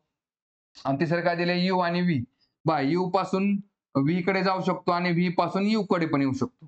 ठीक आहे. बरं चला पुढे काय दिले बघा, बघा ओ कडून यू कडे, बघा ओ कडून यू कडे, ओ कडून काय करायचं आपल्याला, यू कडे. बघा ओ कडून यू कडे गेला. चला परत आर कडून एस कडे, बघा आर कडून एस कडे, आर कडून एस कडे. चला परत यू कडून पी कडे, बघा यू कडून पी कडे, यू पासून पी कडे. परत डब्ल्यू कडून ओ कडे, बघा डब्ल्यू कडून कुठं जातोय, इकडं ओ कडे. आणि डब्ल्यू कडून आर कडे, डब्ल्यू कडून आर कडे. ठीक आहे. याप्रमाणे संदेश प्रक्षेपित केले जातात. तर पहिले आता काय दिले बघा, अनुक्रमे संदेश सुरू करणाऱ्या ते संदेश प्राप्त करणाऱ्या थांब्या दरम्यान संदेश वाहनाचे 2 पर्यायी मार्ग उपलब्ध आहेत. पण संदेश सुरू वा ग्रहण करणारे थांबे वगळता इतर कोणतेही थांबे ज्यांच्या मार्गात समान नाही ते दाखवणारा पर्याय निवडा. मग थोडक्यात काय बघा, समजा आता आपल्याला पी पासून व्ही कडे जायचंय, तर आपल्याकडे 2 मार्ग उपलब्ध असले पाहिजे आणि दोन्ही मध्ये बघा संदेश पाठवणारा आणि संदेश घेणारा एवढे जर 2 सोडले, तर बाकीचे सगळे थांबे वेगवेगळे असले पाहिजे. येते लक्षामध्ये बघा, समजा मी ए पासून बघा, आता मला डी कडे जायचंय, तर मी ए पासून बी कडे जाईल, बी पासून सी कडे गेलो, सी पासून डी कडे गेलो. आणि समजा मला परत ए पासून डी कडे जाण्याचा दुसरा पण मार्ग पाहिजे, पण त्याच्यामध्ये बी आणि सी नसले पाहिजे. समजा पी असेल किंवा इकडे क्यू असेल, या प्रमाणामध्ये म्हणजे सेम थांबे नसले पाहिजे. कुठले संदेश पाठवणारा, संदेश घेणारा एवढे 2 थांबे सोडले, तर बाकीचे मधले थांबे वेगवेगळे असले पाहिजे. आणि 2 पर्याय तुमच्याकडे ऑप्शन आहे, 2 मार्गाने तुम्ही जाऊ शकला पाहिजे. असे आपल्याला बघा 2 मार्ग. ठीक आहे. पहिला पर्याय काय दिलाय बघा त्यांनी, आता बघा पी पासून आपल्याला एस कडे जायचंय. बघा पी पासून एस कडे, आता पी पासून एस कडे जाण्यासाठी आपल्याला किती मार्ग आहेत बघा. बघा पी कडून बघा आर कडे जाऊ शकतो, आर पासून तुम्ही एस कडे जाऊ शकतो. ठीक आहे. बरं हा एक झाला एक मार्ग. दुसरा मार्ग निघू शकतो का, तर नाही. का, कारण की बघा हा मार्ग पी कडे येणारा संदेश आहे, बरोबर आहे की नाही. एक मार्ग येणारा आणि फक्त जाणारा पण एकच आहे. पी पासून बघा, पी पासून आर कडून संदेश येऊ शकतो, यू कडून येऊ शकतो, पण जातोय कुणाकडनं, जातोय फक्त पी पासून आर कडे आणि आर पासून एस कडे. मग इथं फक्त बघा पी पासून एस कडे जाताना आपल्याला एकच संदेश वापरता येतो, त्यामुळे हा पर्याय नसणार आहे. बघा आर पासून व्ही कडे जायचे आपल्याला, आता आर कुठे बघा, आर इथे आणि व्ही कुठे बघा इथे. मग आर पासून व्ही कडे जाताना आपल्याकडे 2 पर्याय आहेत, 2 ऑप्शन आहेत का बघा. बघा आर पासून एस कडे गेलो, एस पासून बघा डब्ल्यू कडे गेलो, डब्ल्यू पासून आपण ओ कडे गेलो, ओ पासून आपण यू कडे गेलो आणि यू पासून आपण व्ही कडे गेलो. हा एक पर्याय, एक मार्ग आहे आपल्याकडे, बरोबर. कुठला, आर पासून एस, डब्ल्यू, ओ, यू आणि व्ही. बरं दुसरा मार्ग आहे का, नाही. का, आर पासून समजा आपण पी कडे गेलो, तर पी पासून पुढे जायला परत रिटर्न आर कडे जावं लागते. का, कारण पी पासून परत यू कडे जायला येत नाही, कारण हा घेणारा संदेश आहे, जाणारा संदेश वाट नाही, बरोबर आहे का. त्याच्यामुळे इथे एकच मार्ग वापरतात, त्यामुळे हा पण ऑप्शन नसणार आहे. 2 नंबर बघा, यू पासून डब्ल्यू कडे जायचंय तुम्हाला. बघा यू कुठे, इथे बघा यू पासून डब्ल्यू कडे जायचंय. बघा यू पासून तुम्ही पहिला मार्ग कसा गेला, यू पासून तुम्ही पी कडे गेला, पी पासून आर कडे गेला, आर पासून एस कडे गेला, एस पासून डब्ल्यू कडे गेला. एक मार्ग झाला. बरं आता परत तुम्हाला यू पासून डब्ल्यू कडे जायला दुसरा मार्ग आहे का, नाही. का, कारण की बघा यू आणि डब्ल्यू जर सोडले ना, तर बाकीचे मधले थांबे सगळे वेगळे असते पाहिजे. आणि पहिली गोष्ट म्हणजे बघा यू पासून डब्ल्यू कडे जाताना दुसरा मार्गच नाही. का, कारण की बघा ओ कडून येणारा संदेश आहे, इकडे व्ही कडे जातोय पण रिटर्न यू कडे येतोय. मग जाताना फक्त यू कडून आपल्याला पी मार्गे जावं लागते. आणि पी मार्गावरून जरी गेलो बघा, पी पासून आर कडे, आर पासून एस आणि एस पासून डायरेक्ट डब्ल्यू कडे, दुसरा मार्गच नाही. त्याच्यामुळे 3 नंबरचा पण ऑप्शन चुकते बघा. 4 नंबरला काय दिले, डब्ल्यू आणि पी. बघा डब्ल्यू पासून पी कडे जायचे. पहिला मार्ग कुठला आहे बघा, डब्ल्यू पासून बघा, डब्ल्यू पासून आर कडे बघा आणि आर पासून ह्या मार्गाने पी कडे, हा पहिला मार्ग झाला. आणि दुसरा मार्ग बघा, डब्ल्यू पासून बघा पी कडे जायचे आणि डब्ल्यू पासून कुठे आलो, मी ओ कडे आलो, ओ पासून परत मी यू कडे गेलो, यू पासून परत मी पी कडे गेलो. म्हणजे डब्ल्यू पासून पी कडे जाताना मी 2 मार्गाने जाऊ शकतो का, जाऊ शकतो. आणि सगळे थांबे वेगवेगळे आहेत. त्याच्यामुळे उत्तर काय ते आपलं ऑप्शन नंबर 4. ठीक आहे. चला पुढचा क्वेश्चन बघू.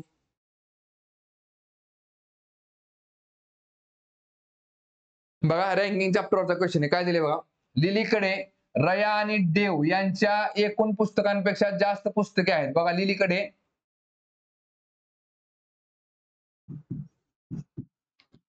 लिलीकडे काय म्हटले बघा, रया आणि देव, रया प्लस देव या दोघांकडे मिळून जेवढी पुस्तकं त्याच्यापेक्षा जास्त पुस्तकं लिलीकडे. ठीक आहे बघा. परत रया आणि कार्ल या दोघांकडे असलेल्या एकूण पुस्तकांपेक्षा लिलीकडे कमी पुस्तकं आहेत. बघा, रया आणि कार्लकडे जेवढी पुस्तकं आहेत त्या दोघांच्या पुस्तकांची एकूण संख्या जर केली आपण तर ती तर त्याच्यापेक्षा कमी कोण आहे, लिली आहे.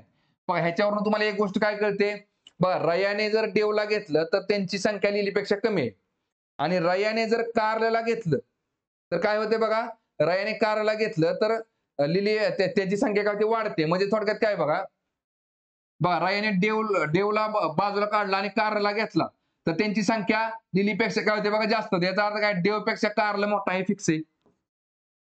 देव हा हा कार्ल हा मोठा आहे कुणापेक्षा, तर देवपेक्षा. ठीक आहे.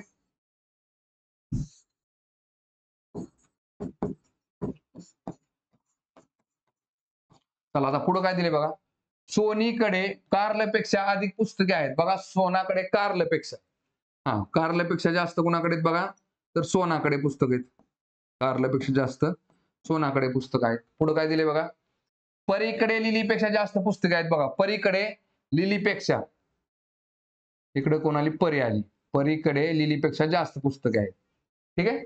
बरं, वरील माहितीच्या संदर्भात चुकीचे विधान निवडा म्हटल्या. याचा अर्थ काय, ती 4 पर्यायामध्ये 3 पर्याय बरोबर असले, 1 पर्याय चुकीचा असेल. पहिलं काय दिले, देवकडे निश्चित सर्वात कमी पुस्तके आहेत. बघा काय म्हटले, देवकडे सगळ्यात कमी पुस्तक आहेत. बघा, देवकडे लिलीपेक्षा कमी आहेत, देवकडे परीपेक्षा कमी आहेत. ठीक आहे. बघा, देवकडे कार्लपेक्षा कमी आहेत, देवकडे सोनापेक्षा कमी पुस्तक आहेत. पण देव आणि रायामध्ये कुणाकडे किती पुस्तक आहेत ते आपण फिक्स नाही सांगू शकत. येते लक्षामध्ये बघा. त्यामुळे पहिले चुकतंय आणि आपला ऑप्शन पण कुठला असणार आहे, मग पहिलाच असणार. तरी पण आपण बघा खालचे पर्याय बरोबर आहेत का तेवढं चेक करू. बघा, कार्लकडे देवपेक्षा जास्त पुस्तके आहेत. बघा, कार्लकडे देवपेक्षा जास्त पुस्तक दिसतात का, तर आहेत. त्यामुळे 2 नंबर तर बरोबर येते. 3 नंबर बघा, रयाकडे लिलीपेक्षा कमी पुस्तके आहेत. बघा, रयाकडे लिलीपेक्षा, बघा रया आणि देव एकत्र केली तरी पण लिलीपेक्षा कमी पुस्तक आहेत. याचा अर्थ रयाकडे लिलीपेक्षा कमी पुस्तक आहेत तर आहेत, हे पण बरोबर आहे. आणि 4 नंबर बघा, कोणत्याही व्यक्तीकडे सर्वात जास्त पुस्तके आहेत हे निश्चित करण्यासाठी पुरेशी माहिती नाही, हे पण बरोबर आहे. बघा, सगळ्यात जास्त पुस्तक बघा तिथं आपण बघा म्हणजे सगळ्यात जास्त परीकडे आहेत का सोनाकडे आहेत आपण फिक्स सांगू शकत नाही. का, कारण की परी आणि सोनामध्ये काय रिलेशन ते सांगू शकत नाही. बघा, परी आणि कार्ल मध्ये कोण मोठा ते माहित नाही, बरोबर आहे की नाही. त्याच्यामुळे हे 4 नंबरचं ऑप्शन काय ते बरोबर येते. ठीक आहे. चला पुढचा क्वेश्चन बघू. बघा, समीकरणावरचा क्वेश्चन आहे, पण तो पण कसा विचारला आपल्याला, ह्याच्यावरती टाइम वरती विचारला. ठीक आहे. बघा काय दिले बघा, मध्यरात्रीपासून आतापर्यंतच्या वेळेचा पावभाग. बघा, आता मध्यरात्र कधी असते बघा, 12 AM ला असते. ठीक आहे. मध्यरात्रीपासून आतापर्यंतचा वेळ झाला किती, एक्स पकडू आपण, ही झाली आताची वेळ. आणि इकडे परत झाला हा 12 AM. ठीक आहे. बघा, मध्यरात्रीपासून आतापर्यंतची जी वेळ आहे, आताची वेळ म्हणजे एवढा आपण घालवलेला वेळ, एक्स वेळ आहे. आणि काय म्हटलंय बघा, त्या वेळेचा पावभाग म्हणजे x/4. परत आणि आतापासून मध्यरात्रीपर्यंत उरलेल्या वेळेचा निम्मा भाग. आता बघा, इथून 12 वाजल्यापासून इथपर्यंत अंतर जर आपण एक्स पकडलं तर इथून पुढचं अंतर काय असेल, दिवस आपला 24 तासाचा असतो. मग 24 तासामधून किती वेळ वजा करावा लागेल, एक्स वेळ वजा करावा लागेल आपल्याला, बरोबर आहे की नाही. समजा समजा बघा, 12 वाजल्यापासून इथं समजा आता किती, 8 तास, 8 वाजले समजा आपण. मग ही जर वेळ 8 तासाची असेल तर ही वेळ किती असेल बघा, 24 मधनं 8 गेले 16 तासाची. म्हणून 24 वजा 8 करावं लागेल आपल्याला, बरोबर आहे. सेम तसं बघा. मग आता काय दिले बघा, आतापासून मध्यरात्रीपर्यंत उरलेल्या वेळेचा निम्मा भाग. आता हे काय थोडक्यात काय, 24 वजा x आणि ह्याचा निम्मा भाग. काय म्हटले बघा, यांची बेरीज म्हणजे आताची वेळ होय. आता यांची बेरीज केली आपण, यांची बेरीज झाली x. हीच काय बघा, तर आत्ताची वेळ, आत्ताची वेळ किती आहे बघा, x आहे. हे झालं समीकरण. आणि आता सॉल्व्ह करा. काय दिसतंय बघा, मग इकडं बघा, 4 ने ह्या x ला गुणलं किती आलं, 4x आलं, बरोबर आहे का. स्टेप बाय स्टेप जाऊ. अधिक हे 4 वरती गेले, इकडे थांबा, इकडं 2 आले, ह्याचा निम्मा भाग म्हटल्या. हा, किती येते बघा इकडे, मग 2 ने x ला गुणलं 2x आलं, अधिक ह्या 4 ने ह्याला गुणा, बघा इकडं 24 वजा x आणि छेद किती आले इकडं, 4 2 8 बरोबर आला इकडं x. ठीक आहे बघा. चला आता किती निघते बघा इकडे 2x अधिक 24 चौक 96 वजा 4 गुणिले x किती झाले 4x झाले. ठीक आहे. आणि हा 8 बरोबरच्या पलीकडे गेला काय होईल इकडं 8 गुणिले x होईल म्हणजे 8x होईल. ठीक आहे बघा चला किती निघते बघा आता इकडं. चला वजा 4x आणि 2x किती झाले मग वजा 2x अधिक 96 बरोबर 8x.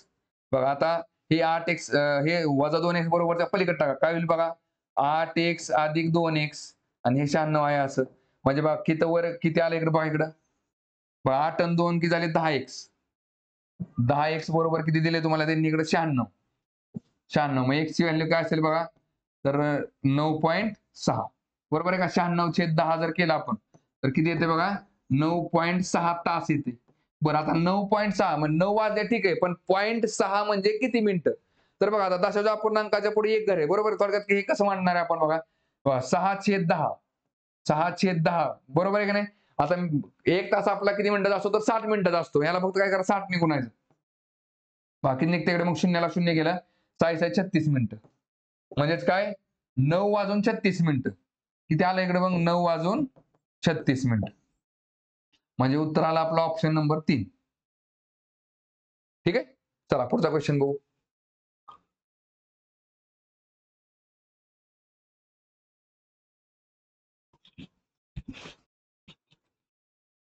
बघा घनाकार जुळण्यासाठी वापरलेले 4 भाग अभ्यासाने जुळलेला घन निवडा. ठीक आहे. तर बघा आयोगाने ह्याचं उत्तर 3 दिलेलं आहे ते नीट बघून घ्या. कारण इथं डायग्राम काय नीट ओळखायला येत नाही. ठीक आहे. आयोगाचं उत्तर किती ह्याचं 3 आहे. पुढचा क्वेश्चन बघू आपण. बरं आता बघा कोडिंग डिकोडिंग वरचा क्वेश्चन आहे. काय दिले व्हायच्यामध्ये सोबतच्या सारणीत शब्द व प्रत्येक ओळीत दिलेले त्यांचे विस्कळीत केलेले संगत अंक संकेत अभ्यासा आणि त्यातून उपलब्ध झालेल्या माहितीबद्दलचे सत्यविधान निवडा. ठीक आहे बघा. चला आता काय दिसतंय बघा तुम्हाला ह्याच्यावर इथं बरं आता कधी बघा ह्याचे कोड हेच आहेत पण काय म्हटलंय बघा इथं त्यांचे विस्कळीत केलेले संगत अंक संकेत अभ्यासा. विस्कळीत म्हणजे काय मागं पुढे दिलेत जशात तसे दिलेले नाहीत. ठीक आहे बघा. आणि उपलब्ध झालेल्या माहितीबद्दल सत्यविधान निवडा. बघा आता 4 मध्ये कॉमन काय दिसतंय बघा तुम्हाला आर दिसतंय इकडे. इथं आर आहे बरोबर आहे का. मग इकडे 4 मध्ये कॉमन काय दिसतंय बघा तुम्हाला इकडं काय दिसतंय इकडं 2. बघा 2 इथं आहे 2 इथं आहे 2 इथं आहे 2 इथं आहे. म्हणजेच काय आर साठी कुठला अल्फाबेट आला इकडं 2 सॉरी आर साठी 2 नंबर आला. ठीक आहे बघा. चला परत आता काय दिसतंय बघा इकडं. बघा पहिल्या दुसऱ्या आणि तिसऱ्या मध्ये कॉमन काय आहे ए दिसतोय बघा इकडे तुम्हाला. इथं ए आहे इथं ए आहे आणि इकडं ए आहे. पहिला दुसऱ्या आणि चौथा मध्ये एकच कॉमन आहे कुठला ए ए ए आणि ह्या तिन्ही मध्ये कॉमन 1 2 आणि 4 मध्ये फक्त ए कॉमन दिसतोय तुम्हाला बरोबर आहे का. बघा मग आता 1 2 आणि 4 मध्ये कॉमन अंक कुठला आहे बघा 1 2 4 मध्ये बघा 3 दिसतोय बरोबर आहे का. बघा 3 इथं आहे बघा 3 इथं आहे आणि इकडं 3 इथं आहे म्हणजे ए साठी किती आला 3 आला. ठीक आहे बघा. चला परत बघा इथं 3 आणि 4 मध्ये काय कॉमन दिसतोय बरोबर 1 आणि 2 मध्ये बघा आय एन जर सोडला आपण आय एन म्हणजेच बघा इकडे काय सी दिसतोय परत बरोबर आहे का. आय एन म्हणजेच काय इकडं 4 आणि 5 बघा इथं पण 4 आणि 5 आहे बरोबर आहे का नाही. मग 4 आणि 5 जर सोडून जो आहे ना तो इकडे सी साठी आणि इकडे जो आहे तो डी साठी आहे बघा. 4 5 सोडला तर काय आला 9 आला. मग 9 कोणासाठी असेल बघा सी साठी असेल. सी साठी झाला 9 बस सी आणखी कुठे इथं पण झाला 9 सी साठी झाला 9 बघा. मग डी सी साठी 9 झाला आणि बरं आता डी साठी काय निघेल बघा इकडे मग 4 आणि 5 जर सोडला आपण 4 आणि 5 तर डी साठी किती आला बघा 6 आला. डी साठी इथं 6 आला बघा. डी इथं आहे डी साठी इथं 6 आहे डी साठी 6 आला. ठीक आहे. बरं आता पुढे काय दिसतंय बघा तुम्हाला आता कॉमन बघा इथं सी साठी आत्ताच काय घेतलं आपण 9 घेतला ना सी साठी 9 घेतला. आता काय राहिले बघा इथं आय 1 2 आणि 3 मध्ये आय कॉमन दिसते बघा तुम्हाला काय आय. ठीक आहे बघा 1 2 3 मध्ये कॉमन काय आय. मग 3 मध्ये कॉमन असणार बघा इकडं आय इथं आहे इथं आय आहे इथं पण आय आहे. ह्याच्यामध्ये कॉमन काय असेल बघा मग 4 आहे इकडे 4 4 आणि 4 आय साठी काय आला तर 4 आला. आय साठी 4 झाला. मग एन साठी काय दिसतोय बघा एन साठी 5 आला राहिलेला शिल्लक. एन साठी 5 झाला बरोबर आहे का. बरं चला आता व्ही आणि ई बघा व्ही आणि ई साठी 7 8 आहे व्ही आणि ई साठी 7 8 आहे. एवढं मात्र फिक्स आहे की बघा व्ही आणि ई साठी 7 8 आहे. पण 7 कुणासाठी ना 8 कुणासाठी ते फिक्स नाही सांगू शकत आपण. ठीक आहे. चला आता पर्याय बघा. बरं, माहिती बदलचे सत्य विधान निवडा म्हटले. ठीक आहे बघा. चला पहिला पर्याय काय? 2 हा ए चा, बघा 2 हा ए साठी आहे का नाही? ए साठी 3 आहे. आणि 3 हा आर चा, काय म्हटले? आर साठी काय तर 2 आहे. म्हणजे पहिला पर्याय चुकला. बघा 3 हा आर चा, 3 काय म्हटले? आर चा. 3 आर साठी आहे का? तर नाही. 2 नंबर चुकलं. परत बघा व्ही आणि ई संकेत निश्चित आहे, पण ई चा संकेत खात्रीचा नाही. बरोबर आहे. बघा व्ही आणि ई साठी कन्फर्म काय 7 आणि 8 हे आहेत. पण त्याच्यामधला ई चा कुठला आणि व्ही चा कुठला ते निश्चित खात्रीचा नाही आपण सांगू शकत. त्यामुळे हे बरोबर येते. आणि 4 नंबर बघा आय एन चा संकेत खात्रीचा आहे. बघा आय आणि एन चा संकेत खात्रीचा आहे का? 4 आणि 5 आहे. आणि पुढे काय म्हटले? पण एन चा संकेत निश्चित नाही. बघा एन चा संकेत निश्चित नाही का? नाही. एन चा संकेत आपण 100% सांगू शकतो 5 आहे. त्यामुळे हे काय ते चुकते. उत्तर काय असेल आपलं? Option number 3 number. ठीक आहे. चला पुढचा क्वेश्चन बघू. बघा युक्तिवादाचा प्रश्न आहे बघा. काय दिले बघा? जर सत्य असेल तर वरील युक्तिवादाला सर्वाधिक दुर्बळ करणारे विधान निवडा. आताच आपण काय बघितलं? युक्तिवाद दुर्बळ करणारा म्हणजे दुर्बळ करणारा किंवा त्रुटी दाखवणारा म्हणजे काय करायचं? युक्तिवादाला विरोध करणारा पर्याय शोधायचा असतो. ठीक आहे. चला काय दिले बघा? प्राणी संग्रहालये ही प्राण्यांना राहण्यासाठी गैरसोयीची जागा आहे. प्राण्यांच्या वर्तनाबद्दल शिकण्यासाठी लोक प्राणी संग्रहालयांना भेट देतात, पण ते पाहत असलेले प्राणी डांबलेल्या व अनैसर्गिक स्थितीत अनियमित व विक्षिप्त वर्तन करीत असण्याची शक्यता जास्त आहे. प्राणी संग्रहालये बंद करून नैसर्गिक अधिवासाच्या संरक्षणासाठी यामुळे वाचलेल्या पैशांचे पुनर्वाटप करायला हवे. आता बघा थोडक्यात काय? तर प्राणी संग्रहालय बंद करून त्याचा पैसा कशावरती? जंगलांवरती खर्च केला पाहिजे असं त्यांचं म्हणणं येते. बरं. आणि प्राण्यामध्ये काय म्हटले बघा? प्राण्यांच्या वर्तनाबद्दल शिकण्यासाठी काही लोक प्राणी संग्रहालयाला भेट देतात. पण ते पाहत असलेले प्राणी डांबलेल्या व अनैसर्गिक स्थितीत अनियमित व विक्षिप्त वर्तन करीत असण्याची शक्यता आहे. थोडक्यात काय? प्राणी संग्रहालयामध्ये प्राणी संग्रहालयामध्ये जे आपण प्राण्यांच्या बाबतीत जर शिकायला जात असेल ना, तर ते काय बरोबर नाही. का? कारण की नैसर्गिक अधिवासात असणारे प्राणी आणि प्राणी संग्रहालयात असणारे प्राणी यांच्या वागण्यामध्ये बदल असतो. असं थोडक्यात म्हणणं आहे त्यांचं. बरं दुबळा कुठं करू शकतो बघा आपण ह्याच्यामध्ये बघा. प्राणी संग्रहालयाच्या भेटीमुळे शालेय विद्यार्थी प्राण्यांविषयी बरेच काही शिकू शकतात. हां. आता पहिल्यांदा गोष्ट काय बघा, की ह्याच्यामध्ये काय म्हटले, की प्राणी संग्रहालय बंद करून टाका. आता या चारही पर्यायामध्ये आपल्याला सुरुवातीला काय बघायचं, किंवा प्राणी संग्रहालय चालू ठेवा. ह्याला कोण सपोर्ट करते का? किंवा थोडक्यात काय ह्या वाक्याला कोण विरोध करते का? तर ते आधी बघा. इथं काय म्हटलंय बघा, प्राणी संग्रहालयांच्या भेटीमुळे शालेय विद्यार्थी प्राण्यांविषयी बरेच काही शिकू शकतात. थोडक्यात त्याचं म्हणणं आहे, प्राणी संग्रहालय चालू ठेवावे. ठीक आहे. म्हणजे हे ह्याला काय करते बघा, विरोध करते. बरोबर आहे का? बरं, म्हणजे हा पण पहिल्यांदा बघा, पर्याय आपला कुठला निघणार आहे? ह्याला विरोध करणाऱ्या पर्यायामधून निघणार आहे. पण आधी जेवढे पर्याय विरोध करतात ते बाजूला काढा आणि त्यातले बरोबर कुठला आहे ते सिलेक्ट करा. 2 नंबर काय म्हटले बघा, नामशेष होऊ घातलेल्या प्राण्यांचे बंदिवासात प्रजनन घडवून आणि नंतर जंगलात त्यांची पुनर्स्थापना करून प्राणी संग्रहालय त्यांना जगवू शकतात. म्हणजे बघा, जे प्राणी आता नामशेष व्हायला लागले त्यांचे प्रजनन प्रक्रिया घडवून प्राण्यांची संख्या वाढवून आपण नंतर जंगलामध्ये सोडू शकतो. ठीक आहे. त्यामुळे प्राणी संग्रहालय जगू शकतात असं त्यांचं म्हणणं आहे. बरं, हा पण थोडक्यात काय, प्राणी संग्रहालय चालू ठेवा असं म्हणते. 3 नंबर बघा, प्राणी संग्रहालयात असलेल्या प्राण्यांपैकी अनेक जंगलात राहायला सक्षम नसतात. बरं. आणि वन्यजीवन आदिवासांचे संरक्षण खूप महाग आहे. मग चारही पर्यायामध्ये तुम्हाला काय दिलंय बघा, तर प्राणी संग्रहालयाला सपोर्ट केला त्यांनी. बरं, आता ह्यातलं बरोबर कुठला आहे तेवढं चेक करा बघा. पहा, प्राणी संग्रहालयाच्या भेटीमुळे शालेय विद्यार्थी प्राण्यांविषयी बरेच काही शिकू शकतात. आधीच त्यांनी काय सांगितले बघा, शिकू शकतात का? तर नाही. का? कारण नैसर्गिक अधिवासात असणारे प्राणी आणि प्राणी संग्रहालयामध्ये असणाऱ्या प्राण्यांच्या वागणुकीमध्ये बदल असू शकतो. त्यामुळे हे चुकतंय. बघा, नामशेष होऊ घातलेल्या प्राण्यांचे बंदिवासात प्रजनन घडवून आणि नंतर जंगलात त्यांची पुनर्स्थापना करून प्राणी संग्रहालय त्यांना जगवू शकतात. हे सगळ्यात उत्तम आणि योग्य बरोबर आहे बघा. ऑप्शन नंबर काय 2 येते. ठीक आहे. चला पुढचा क्वेश्चन बघू आता. बघा सिलोगिझमच्या पुढचा क्वेश्चन आहे. काय दिले बघा, 6 विधानांपुढे तिनांच्या एकत्रीकरणाचे 4 संच दिले आहेत. तार्किकरित्या संबंधित क्रमबद्ध संच निवडा. म्हणजे काय बघा, आता ह्याच्यामध्ये तुम्हाला क, अ, र दिले. बरोबर आहे नाही? मग यातला क आणि अ हे विधान पकडायचं आणि त्याच्यावरनं र हा निष्कर्ष निघतो का तेवढं चेक करायचं. ठीक आहे बघा.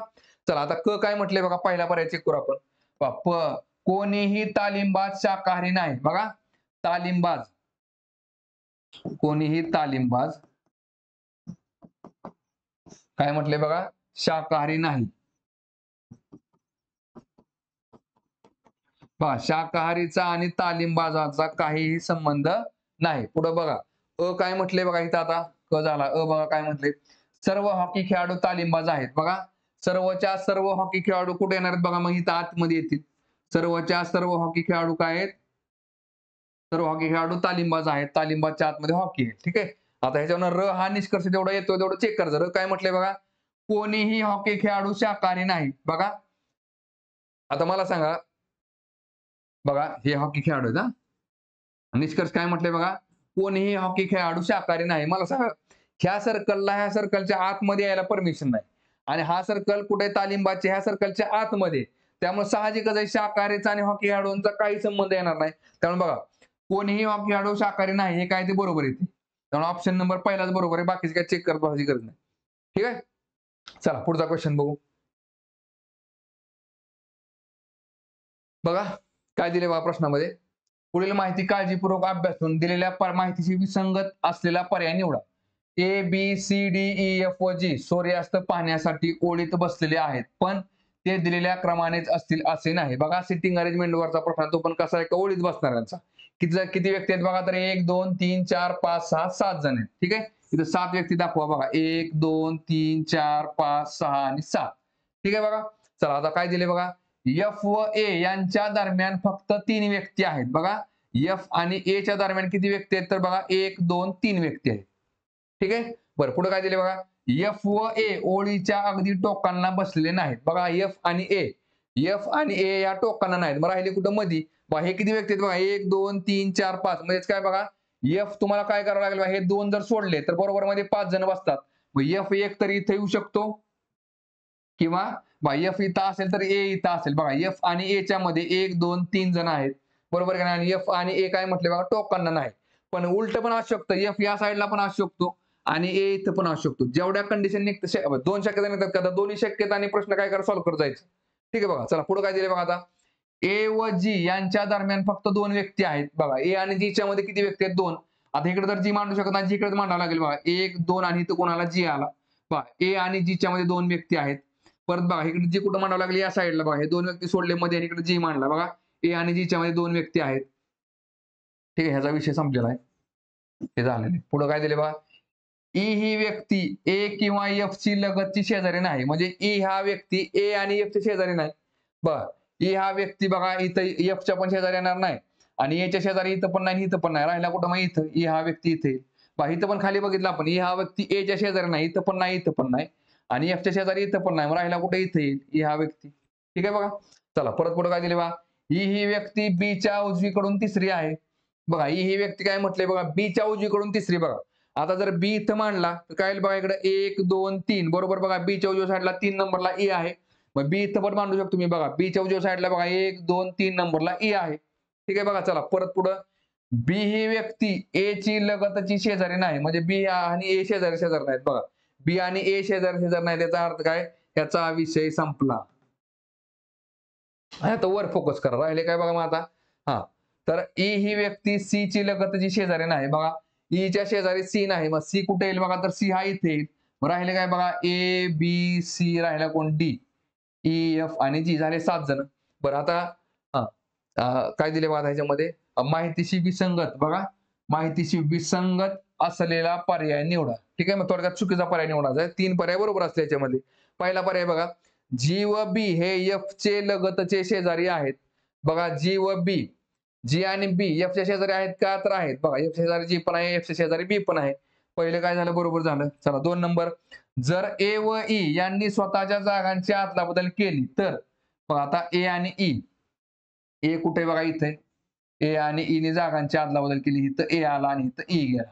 ठीक आहे ए आणि ई यांनी स्वतःच्या जागांची आदला बदल केली तर ए ही व्यक्ती सी च्या डावीकडे तिसरी आहे. तर बघा ए ही व्यक्ती सी च्या डावीकडे तिसरी आहे का 1 2 आणि 3 आहे 3 नंबरला जागांच्या आदला बदल केली तर ए हा सीच्या डावीकडे तिसरा आहे का तर आहे. चला हे पण बरोबर येते. बघा 3 नंबर बघा एच ने ई व जी यांच्या मधली जागा घेतली. बरं आता 3 नंबरचा पर्याय चेक करताना हे जे जागा बदलल्यात त्यांचा विषय सोडून द्यायचा आता. ठीक आहे बघा काय म्हटले बघा एच ने ई व जी एच कुठे बघा ई आणि जी यांच्या मध्ये. बरं आता एच तर ह्याच्यामध्ये त्यांनी दिलेला नाही पण पर्यायामध्ये त्यांनी फक्त सांगितले की एखादा जर 8वा व्यक्ती आपण ऍड केला कुठं एच ने ई व जी एच कुठं आला आपला ई आणि जी यांच्या मध्ये मधली जागा घेतली तर सी ही व्यक्ती एच च्या उजवीकडे चौथी असेल बघा.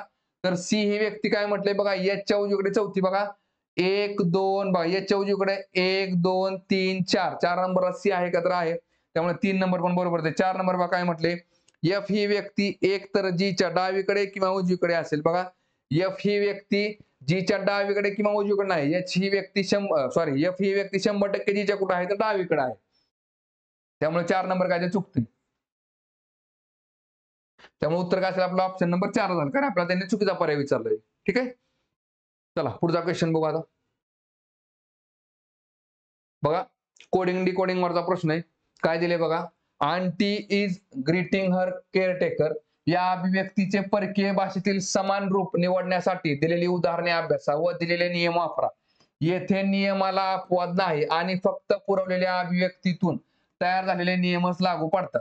तर बघा आता ह्याच्यामध्ये बघा काय दिसते तुम्हाला शब्द घेतले बघा 1 2 3 4 आणि ह्याच्यामध्ये कोड घेतले बघा 1 2 3 बरोबर आहे का नाही. म्हणजे काय प्रत्येक शब्दाला एक कोड असेल अशातला भाग नाही. मागे पुढे पण होऊ शकतं. ठीक आहे. बघा आता नीट चेक करू आपण. बघा इथं काय दिसतंय बघा तुम्हाला बघा इथं बघा KOLPO KOLPO बरोबर आहे का. इथं काय दोन्हीत कॉमन काय बघा इथं बघा पपील आणि इथं पण काय दिसतंय बघा तुम्हाला द पपील. ठीक आहे. पपील साठी काय झाला KOLPO झाला. ठीक आहे. बरं आता पुढे आणखी काय बघा इथं टीचर आहे बघा इथं टीचर आहे आणि इथं पण टीचर दिसते बरोबर आहे का.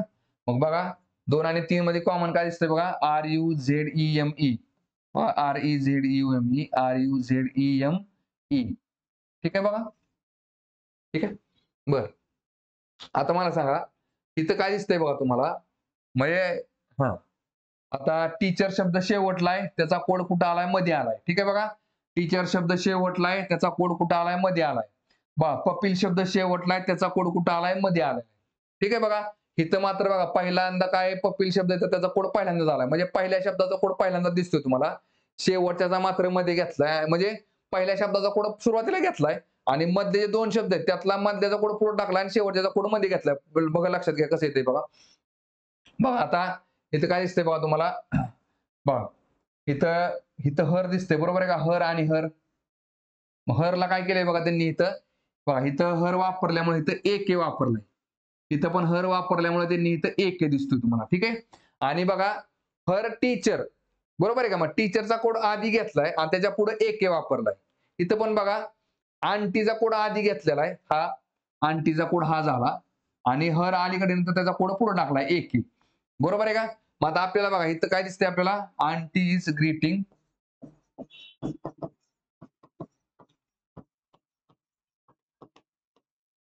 हर केअरटेकर. ठीक आहे. बघा आता इथं सुरुवातीला जे आंटी आहे ना आंटीचा कोड आहे ना तो सुरुवातीला घ्यायचा. आंटीचा कोड काय दिसतोय बघा तुम्हाला इकडे आंटी आंटीचा कोड त्यांनी काय घेतला SAMOPO बघा SAMOPO हा झाला आंटीचा कोड. ठीक आहे बघा. बरं आता पुढे काय दिसतंय बघा तुम्हाला आता इकडं मग वुमन बघा वुमनचा कोड काय असेल वुमनचा हा सुरुवातीला असेल तेव्हा हा सुरुवातीला झाला. ठीक आहे. पहिल्या अक्षराचा कोड सुरुवातीला दिले त्यांनी. आपल्याला फक्त फोकस कशाला करायचे aunty is greeting her caretaker. ठीक आहे बघा. आता मला सांगा केअरटेकर कुठे दिसते का तुम्हाला ह्याच्यामध्ये बघा केअरटेकर कुठे दिसते बघा इथे दिसते द केअरटेकर. मग द केअरटेकरचा कोड काय असणार आहे बघा DEATALO बरोबर आहे का. आणि बघा इथं काय केलंय बघा केअरटेकर शेवटला टाकला त्यामुळे तो मध्ये कोड घ्यावा लागेल आपल्याला शेवटच्या शब्दाचा कुठला बघा DEATALO आणि बघा इथं हर दिलेला आहे. हरला आपण आताच काय बघितलंय हरला एक शब्द वापरलेला आहे त्यांनी त्यामुळे एक इथं वापरा. ठीक आहे. बघा आंटीचा कोड इथं झाला. ठीक आहे. हरचा कोड बघा इथं हा 1 नंबर हा 1 नंबर झाला. ठीक आहे. इकडे बघा हा 2 नंबर असेल तर ह्याला आपण इथं हे 2 नंबर मांडू. आता 3 नंबरला बघा ग्रीटिंग दिले बरोबर आहे का त्यांनी. आता ग्रीटिंग मध्ये काय फरक केलाय बघा लक्षात घ्या. बघा आता ग्रीटिंग कुठे दिसते का बघा रिक्वेस्टिंग इथं आहे परत स्कोल्डिंग आहे बरोबर आहे का. आता त्यांनी बघा इथं काय केले बघा RIK वापरलाय शब्द. बघा जर स्कोल्डला असताना स्कोल्डला त्यांनी ES वापरलाय आता बघा, कारण की स्कोल्डिंग कधी मध्ये आलाय, बरोबर आहे की नाही? स्कोल्डिंग मध्ये शब्द आहे, पण त्याचा कोड कुठं मांडावा लागेल? शेवटला मांडावा लागेल. म्हणजे काय केलंय बघा, 1, 2, 3 नंबर शब्द आहेत ना, 1 नंबरचा कोड इथंच आहे. पण इथं हे फक्त इथं 3 नंबरचा कोड टाकला आणि 2 नंबरचा. फक्त हे यांचे कोड आदला बदल केलेत त्यांनी. ठीक आहे. बघा आता ग्रीटिंगचा जो कोड आहे, आता ग्रीटिंगचा ह्याच्यामध्ये ग्रीटिंग बघा, इथं ग्रीट दिसते, बरोबर आहे का? ग्रीट कुठं आलाय? मध्ये आलाय. मध्येच काय घेतलंय आपण त्याला? MOW घेतलाय बघा, MOW. म्हणजे इथं काय निघेल बघा, ग्रीटिंगसाठी MOW आला. पण पुढं काय दिसतंय बघा तुम्हाला इथं बघा, ईडी जर प्रत्येक ईडी प्रत्यय वापरला तर DOL आहे बघा. इथं पण बघा ईडी प्रत्यय वापरला तर इथं पण DOL आलेला आहे.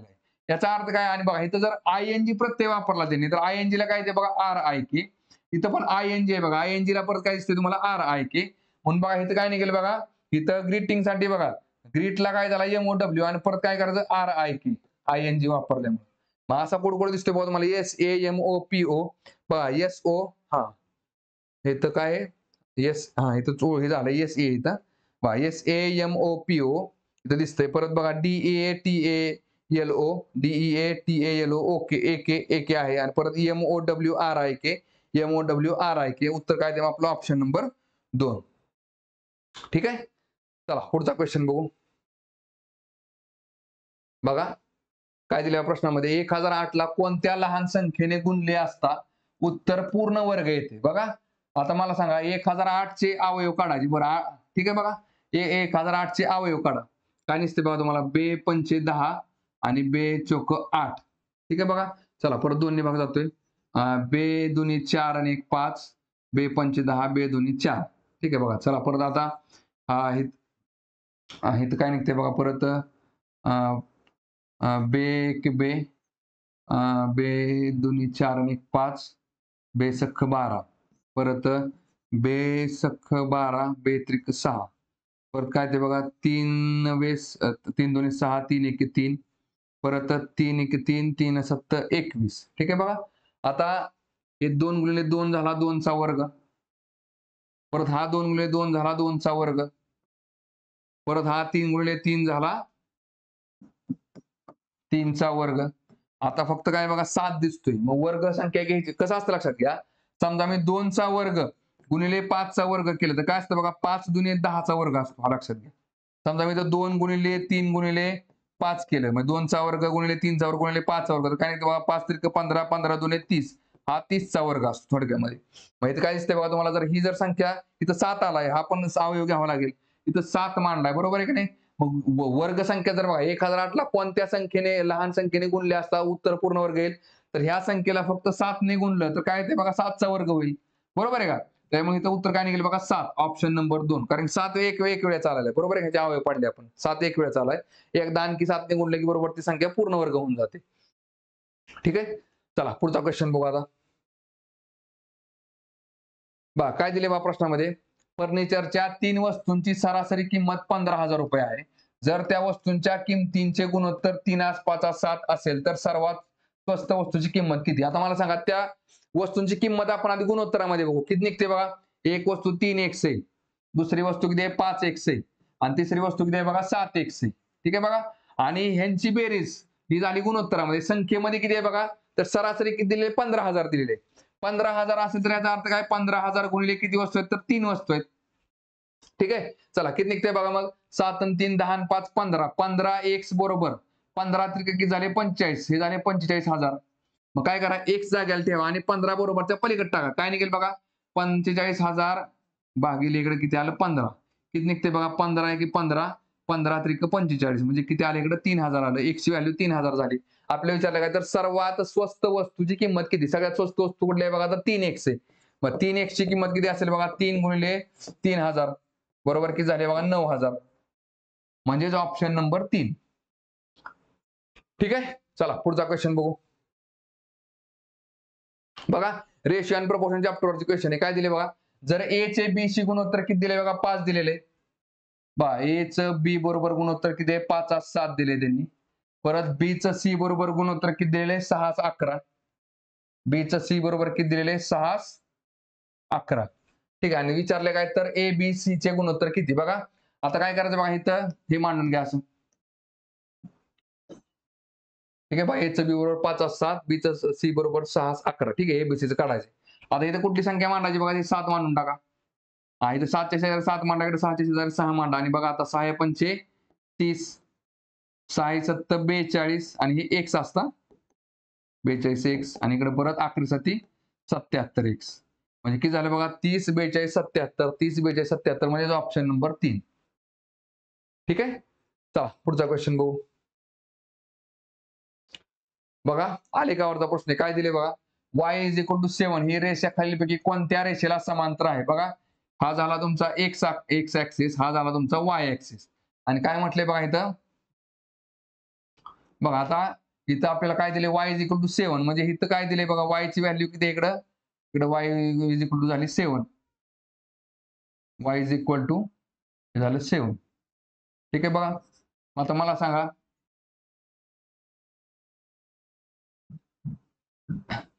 y इज इक्वल टू 7 असेल तर ही लाईन कोणाला पॅरलल असते बघा, तर कोणत्या रेषेला समांतर आहे, तर y इज इक्वल टू 7 हे x या रेषेला समांतर आहे.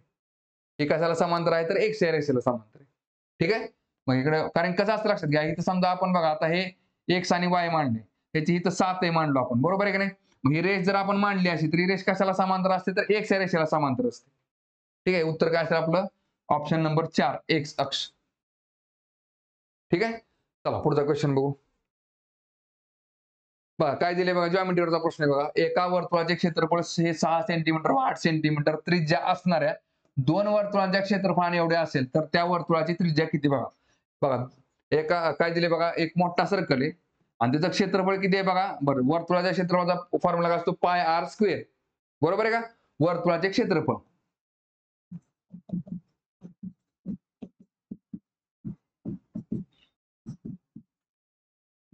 ठीक आहे बघा, आता एका मोठ्या वर्तुळाचे क्षेत्रफळ किती आहे बघा, आता दुसरे दोन सर्कल आहेत छोटे छोटे की ज्यांचा रेडियस किती दिला त्यांनी आपल्याला 6 सेंटीमीटर आणि 8 सेंटीमीटर.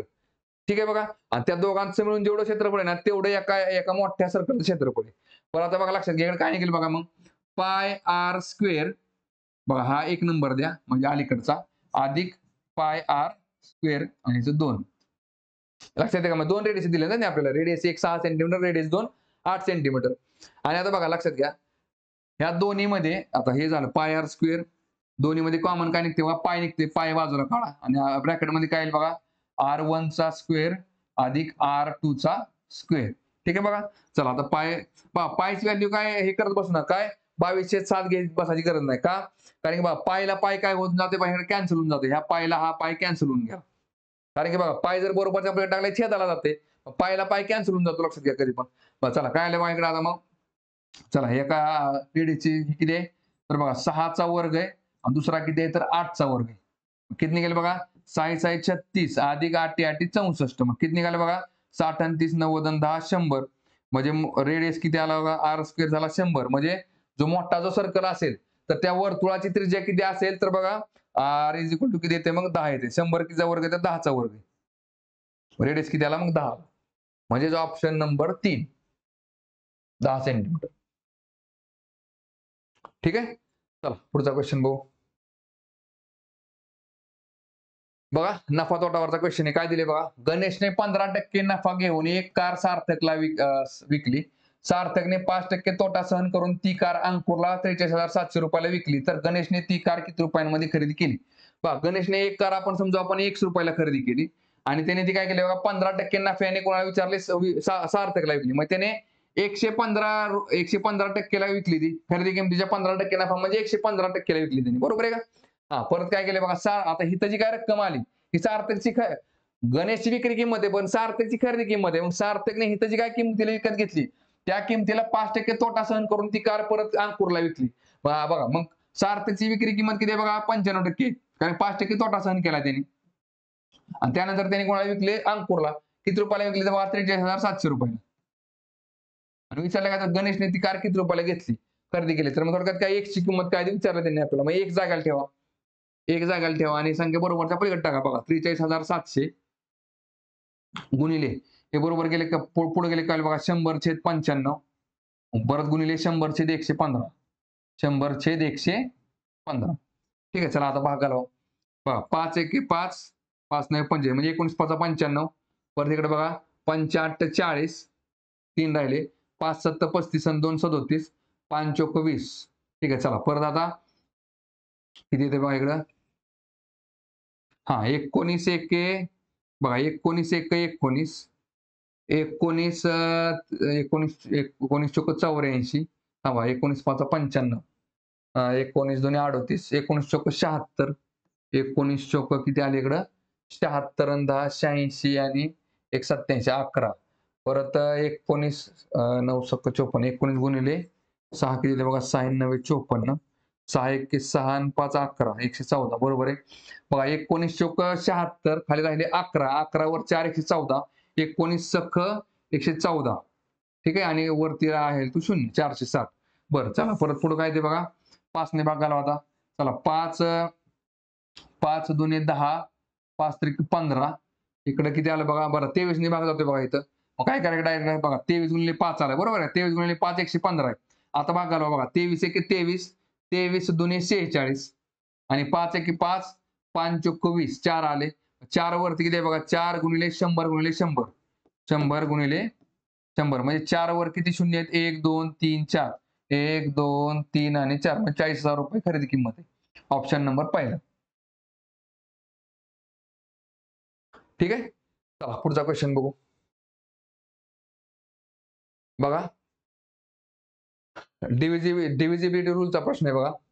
विभाजितेच्या कसोटी बघा काय दिले बघा 2 5 8 9 स्टार आणि 1 या संख्येला 11 ने पूर्ण भाग जाण्यासाठी स्टारच्या जागी खालीलपैकी कोणता अंक असावा. बघा इथं काय निघेल बघा आता 11ची कसोटी काय असते बघा एकाधिक संख्येतील एकाधिक संख्येच्या अंकांची बेरीज म्हणजे बघा एक संख्या दिली त्यातल्या एकाड एक संख्येच्या अंकांची बेरीज जर केली आपण आणि ती जर एकमेकांमधून वजा केली एकमेकांमधून वजा म्हणजे कशी लक्षात घ्या बघा 5 आणि 9 14 14 आणि 1 झाले 15. ठीक आहे आणि इकडे काय ते बघा 2 आणि 8 10 10 अधिक स्टार 10 अधिक स्टार एकमेकांमधून वजा केली बघा एकाधिक संख्येच्या अंकांची बेरीज जर एकमेकांमधून वजा केली तर येणारी बेरीज ही आकाराच्या पटीत किंवा जर शून्य असेल येणारी वजाबाकी आकाराच्या पटीत किंवा शून्य असेल तर त्या संख्येला 11 ने भाग जातो. म्हणजे बघा इथं काय एकाधिक संख्या काय 5 आणि 9 14 14 आणि 1 15 केलं आपण इकडं. दुसरं काय 2 आणि 8 10 10 आणि इकडे किती येते स्टार येते 10 अधिक स्टार. मग आता मला सांगा आपण इथं 15 वजा 10 तर ऑलरेडी होणारच आहे बरोबर आहे की नाही. म्हणजे आपण 11च्या पटीत तर संख्या आणू शकत नाही मग काय करावं लागेल आपल्याला 0 करावं लागेल. 15 इथं आलेले 15 वजा इथं जर 15 घ्यायचं असेल तर 10 अधिक इथं काय करावं लागेल 1 जागेला 5 घ्यावं लागेल. तर ते 15 वजा 15 बरोबर 0 येते आणि इकडे 11 ने भाग जातोय. म्हणजे x ची व्हॅल्यू किती आहे स्टारची व्हॅल्यू किती असेल बघा तर स्टारची व्हॅल्यू 5 असेल ऑप्शन नंबर 4. ठीक आहे, चला पुढचा क्वेश्चन बघू आता. बघा सर्च आणि इंडस्ट्री चॅप्टरचा क्वेश्चन आहे काय दिले बघा याच्यामध्ये. चला 5 ची पॉवर किती दिसते बघा तुम्हाला 5 ची पॉवर m आहे बरोबर आहे का आणि इकडे 5 ची पॉवर किती आहे -3 आहे. आता बघा भागाकारात जायला जर मी फक्त गुणाकारात चिन्ह घेतलं तर डायरेक्ट काय होते बघा वरचं प्लस मध्ये येते. कारण कसं असतं लक्षात घ्या छेदाचं मायनस बघा -5 ची पॉवर 3 आहे की नाही हे वरती गेले काय होतं बघा लक्षात घ्या वरती गेले की हे प्लस मध्ये येऊन जातं. त्यामुळे थोडक्यात घ्या भागाकारात जागेला समजा इथं 5 ची पॉवर बघा m आहे आणि छेद किती आहे 5 ची पॉवर -3. मग हे वरती गेले काय होते बघा 5 ची पॉवर m गुणिले 5 ची पॉवर 3 येते. थोडक्यात काय मायनसचं प्लस झालं डायरेक्ट भागाकार जर जागेला गुणाकारात चिन्ह टाकलं की मायनसचं प्लस झालं. ठीक आहे चला परत गुणिले 5 ची पॉवर किती आलं 4 बरोबर किती आहे 5 ची पॉवर 20 आहे बघा. आता इथं काय निघेल बघा बघा आता इथं गुणाकारात चिन्ह त्यामुळे सगळंच हेच आहे बघा थोडक्यात बघा बेस सेम आहे 5 5 5 वरती काय मग बेस जर सेम असेल ना तर पॉवरची ऍडिशन होते m अधिक 3 अधिक 4 बरोबर 5 ची पॉवर किती आली बघा 20 आली. म्हणजे काय नाही 5 ची पॉवर m अधिक बघा 3 आणि 4 7 बरोबर 5 ची पॉवर 20 आली. बघा बेस सेम आहे का सेम आहे त्यामुळे बेसचा विषय संपला. मग डायरेक्ट काय करायचं m अधिक 7 बरोबर किती आला इकडे 20 आला. मग m जागेला ठेवा आणि हा 7 बरोबरच्या पलीकडे टाका म्हणजे 20 वजा 7 होईल बरोबर किती आले बघा 13. म्हणजे किती येते उत्तर बघा ऑप्शन नंबर आपलं 2 या समीकरणातील m ची किंमत किती तर 13. ठीक आहे, चला पुढचा क्वेश्चन बघू. बरं आता रेल्वे चॅप्टरवरचा क्वेश्चन आहे काय दिसते बघा तुम्हाला आगगाडी A ची लांबी x मीटर व वेग u किलोमीटर पर तास आहे. बरं आणि आगगाडी B ची लांबी y मीटर व वेग v किलोमीटर पर तास आहे. जेव्हा त्या गाड्या उलट दिशेने समांतर धावतात तेव्हा त्या परस्परांना t मिनिटात ओलांडतात. बरं आता बघा लक्षात घ्या. आपण रेल्वे चॅप्टरचा फॉर्म्युला कुठला वापरतो बघा. बघा बघा लांबी गुणिले 3600 बरोबर काय असतं बघा, वेग गुणिले वेळ. येते लक्षामध्ये बघा, लांबी गुणिले 3600 वेग गुणिले वेळ. मग ह्याच्यामध्ये कसं असतं लक्षात घ्या. लांबी जी असते ना, समजा एक रेल्वे असते किंवा 2 रेल्वे असतील तर दोन्हीची ऍडिशन करावं लागते आपल्याला. ठीक आहे. आणि मीटरमध्ये घ्यावं लागतं. वेग पण आपल्याला मीटरमध्ये घ्यावं लागतं आणि वेळ बरोबर सेकंदामध्ये निघतो. मग काय निघेल बघा ह्याच्यामध्ये बघा. बरं आता इथं जेव्हा त्या गाड्या उलट दिशेने समांतर धावतात, तेव्हा त्या परस्परांना टी मिनिटात ओलांडतात. उलट दिशेने म्हणजे काय, एकमेकांकडे ज्यावेळेस येतात त्यावेळेस वेगाची ऍडिशन होते. आणि समांतर रुळावर पळतात त्यावेळेस कसं असतं बघा, त्या समांतर दिशेने जाताना वेगाची काय होते, वजाबाकी होते. मग इथं बघा आपल्याला काय करावं लागेल.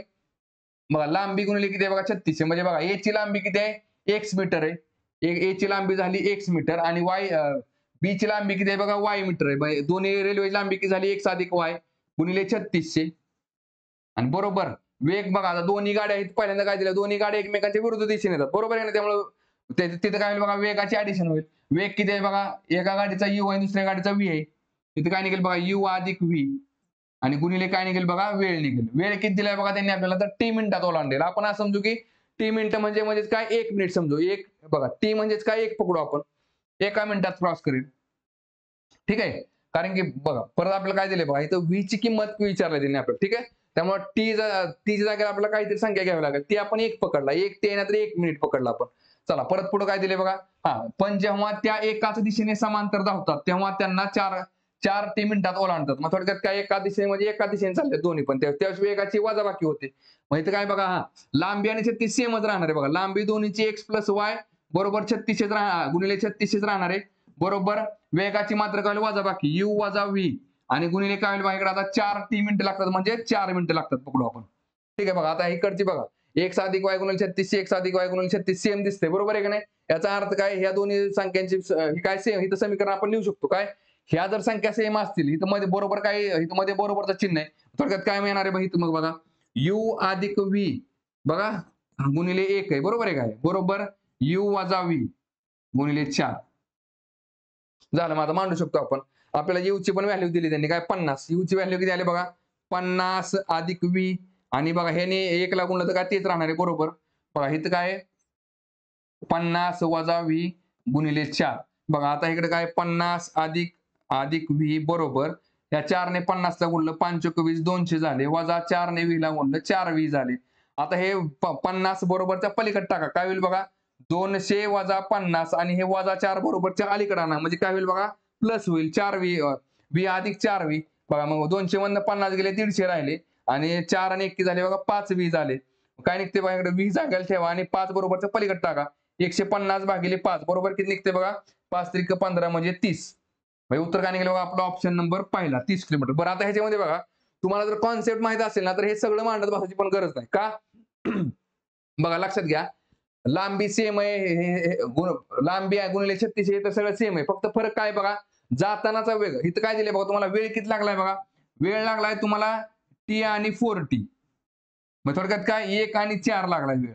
आणि मग वेग किती असणार तुमचा, वेग असणार आहे बघा उलटा असते इथं, वेग हा 4 राहतो आणि हा 1 राहतो, गुणोत्तर त्याचं. मग आता बघा ह्यातलं बघा बघा आता इथं वेग जर 4 असेल तर 4 कधी होणार, वेग दोन्हीच्या वेगाची अडीचणी केल्यानंतर. एक वेग तर 50 आहे, 50 आणि बरोबर आहे 50 अधिक आणि 50 वजा, मग कुठली संख्या ऍड केल्यानंतर एका 4 त्याचं गुणोत्तर येते बघा, 50 अधिक 30 बरोबर झाले 80, 50 वजा 30 बरोबर झाले 20 म्हणजे 20 एक 20 20 चौक 80 4 असे 1. बघा वेळाचं जर गुणोत्तर 1 4 असेल तर वेगाचं गुणोत्तर 4 असे 1 असतं, बरोबर काय निघते. मग इथं दुसऱ्या रेल्वेचा वेग हा 30 किलोमीटर निघतो. पण कधी कॉन्सेप्ट माहित असेल तर ऑप्शन नंबर काय आहे ते पहिला. ठीक आहे. चला पुढचा क्वेश्चन बघू.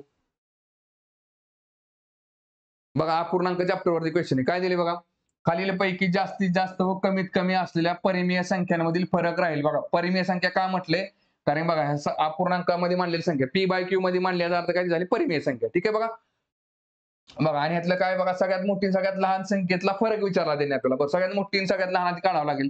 बघा 2/7 5/8 6/11 3/5 आणि काय 4/7 आहे. बघा आता लक्षात घ्या, अंश आणि छेदाची जी संख्या आहे त्याच्यामध्ये गॅप किती आहे बघा, 2 आणि 7 मध्ये 5 चा गॅप आहे. बघा 5 आणि 8 मध्ये 3 चा गॅप आहे. बघा 6 आणि 11 मध्ये 5 चा गॅप आहे, 3 आणि 5 मध्ये 2 चा गॅप आहे आणि 4 आणि 7 मध्ये 3 चा गॅप आहे. बरोबर आहे का? बघा मग आता 5 3 आणि 5 2 3 म्हणजे काय 5 3 2 याचा लसावी किती असतो? 30 असतो. बरोबर आहे का नाही? 30 जर असेल तर मग काय करायचं बघा, 5 सख्ख 30 येते. मग इथं बघा बेस सख्ख 12. बघा परत 3 10 30. मग इकडे बघा 5 10 50. बघा परत 5 सख्ख 30. तर 6 6 36. पहा परत इकडे 2 गुणिले 15 30 येते. 15 दुणे 30. तर इकडे मग 3 गुणिले 15 15 त्रिक 45 आणि इकडे परत 3 10 30. तर इकडे मग 4 10 40. बघा मग आता सगळ्यात मोठी संख्या कुठली दिसते बघा तुम्हाला ह्याच्यामध्ये 50. 50 म्हणजेच काय झाली 5/8. 5/8 लिहायचं. 5/8 आणि लहान संख्या कुठली दिसते बघा तुम्हाला ह्याच्यामध्ये 12.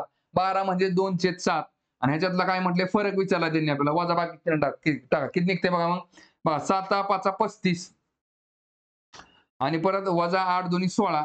35 वजा 16 छेद 8 7 56. येते लक्षामध्ये बघा 35 मधनं 16 गेलं खाली किती राहिले बघा 19. 19 छेद किती आलं बघा 56. म्हणजे आपलं उत्तर किती असेल ऑप्शन नंबर 4 19 छेद 56.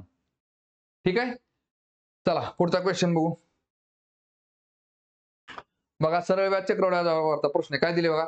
सुशांतने व्याजाच्या दरा इतक्या वर्षासाठी सरळ व्याजाने 1600 रुपये कर्ज घेतले. जर त्याने कर्ज फेडताना 784 रुपये व्याज दिले तर व्याजाचा दर किती? बघा सरळ व्याजाचा फॉर्म्युला काय असतो बघा लक्षात घ्या. बघा मुद्दल गुणिले मुदत गुणिले दर छेद 100 बरोबर काय असते बघा सरळ व्याज. मग इथं काय निघते बघा मुद्दल किती आपली 1600 रुपये. 1600 गुणिले मुदत किती आहे बघा इथं काय म्हटले बघा. बघा व्याजाच्या दरा इतक्या वर्षांसाठी म्हणजेच काय व्याजा जर जर 2% असेल तर वर्ष पण 2 असतील. व्याज जर 5% असेल तर वर्ष पण 5 वर्ष असतील. काय निघेल इथं मुदत जर x असेल ना तर व्याजाचा दर पण किती आहे x आहे. 1/100. सरळ व्याज किती मिळाले तुम्हाला 784. ठीक आहे बघा. चला किती निघते बघा ह्या 2 शून्याला हे 2 शून्य गेले. x गुणिले x किती झाला बघा x स्क्वेअर. बरं इकडे काय ते 16 गुणिले x स्क्वेअर बरोबर 784. बघा आता x स्क्वेअर जागायला ठेवा आणि 16 बरोबरच्या पलीकडे टाका म्हणजे काय बघा 784 भागिले 16 भाग घालवा आता किती निघते बघा इकडं. चला 4 4 चूक 16.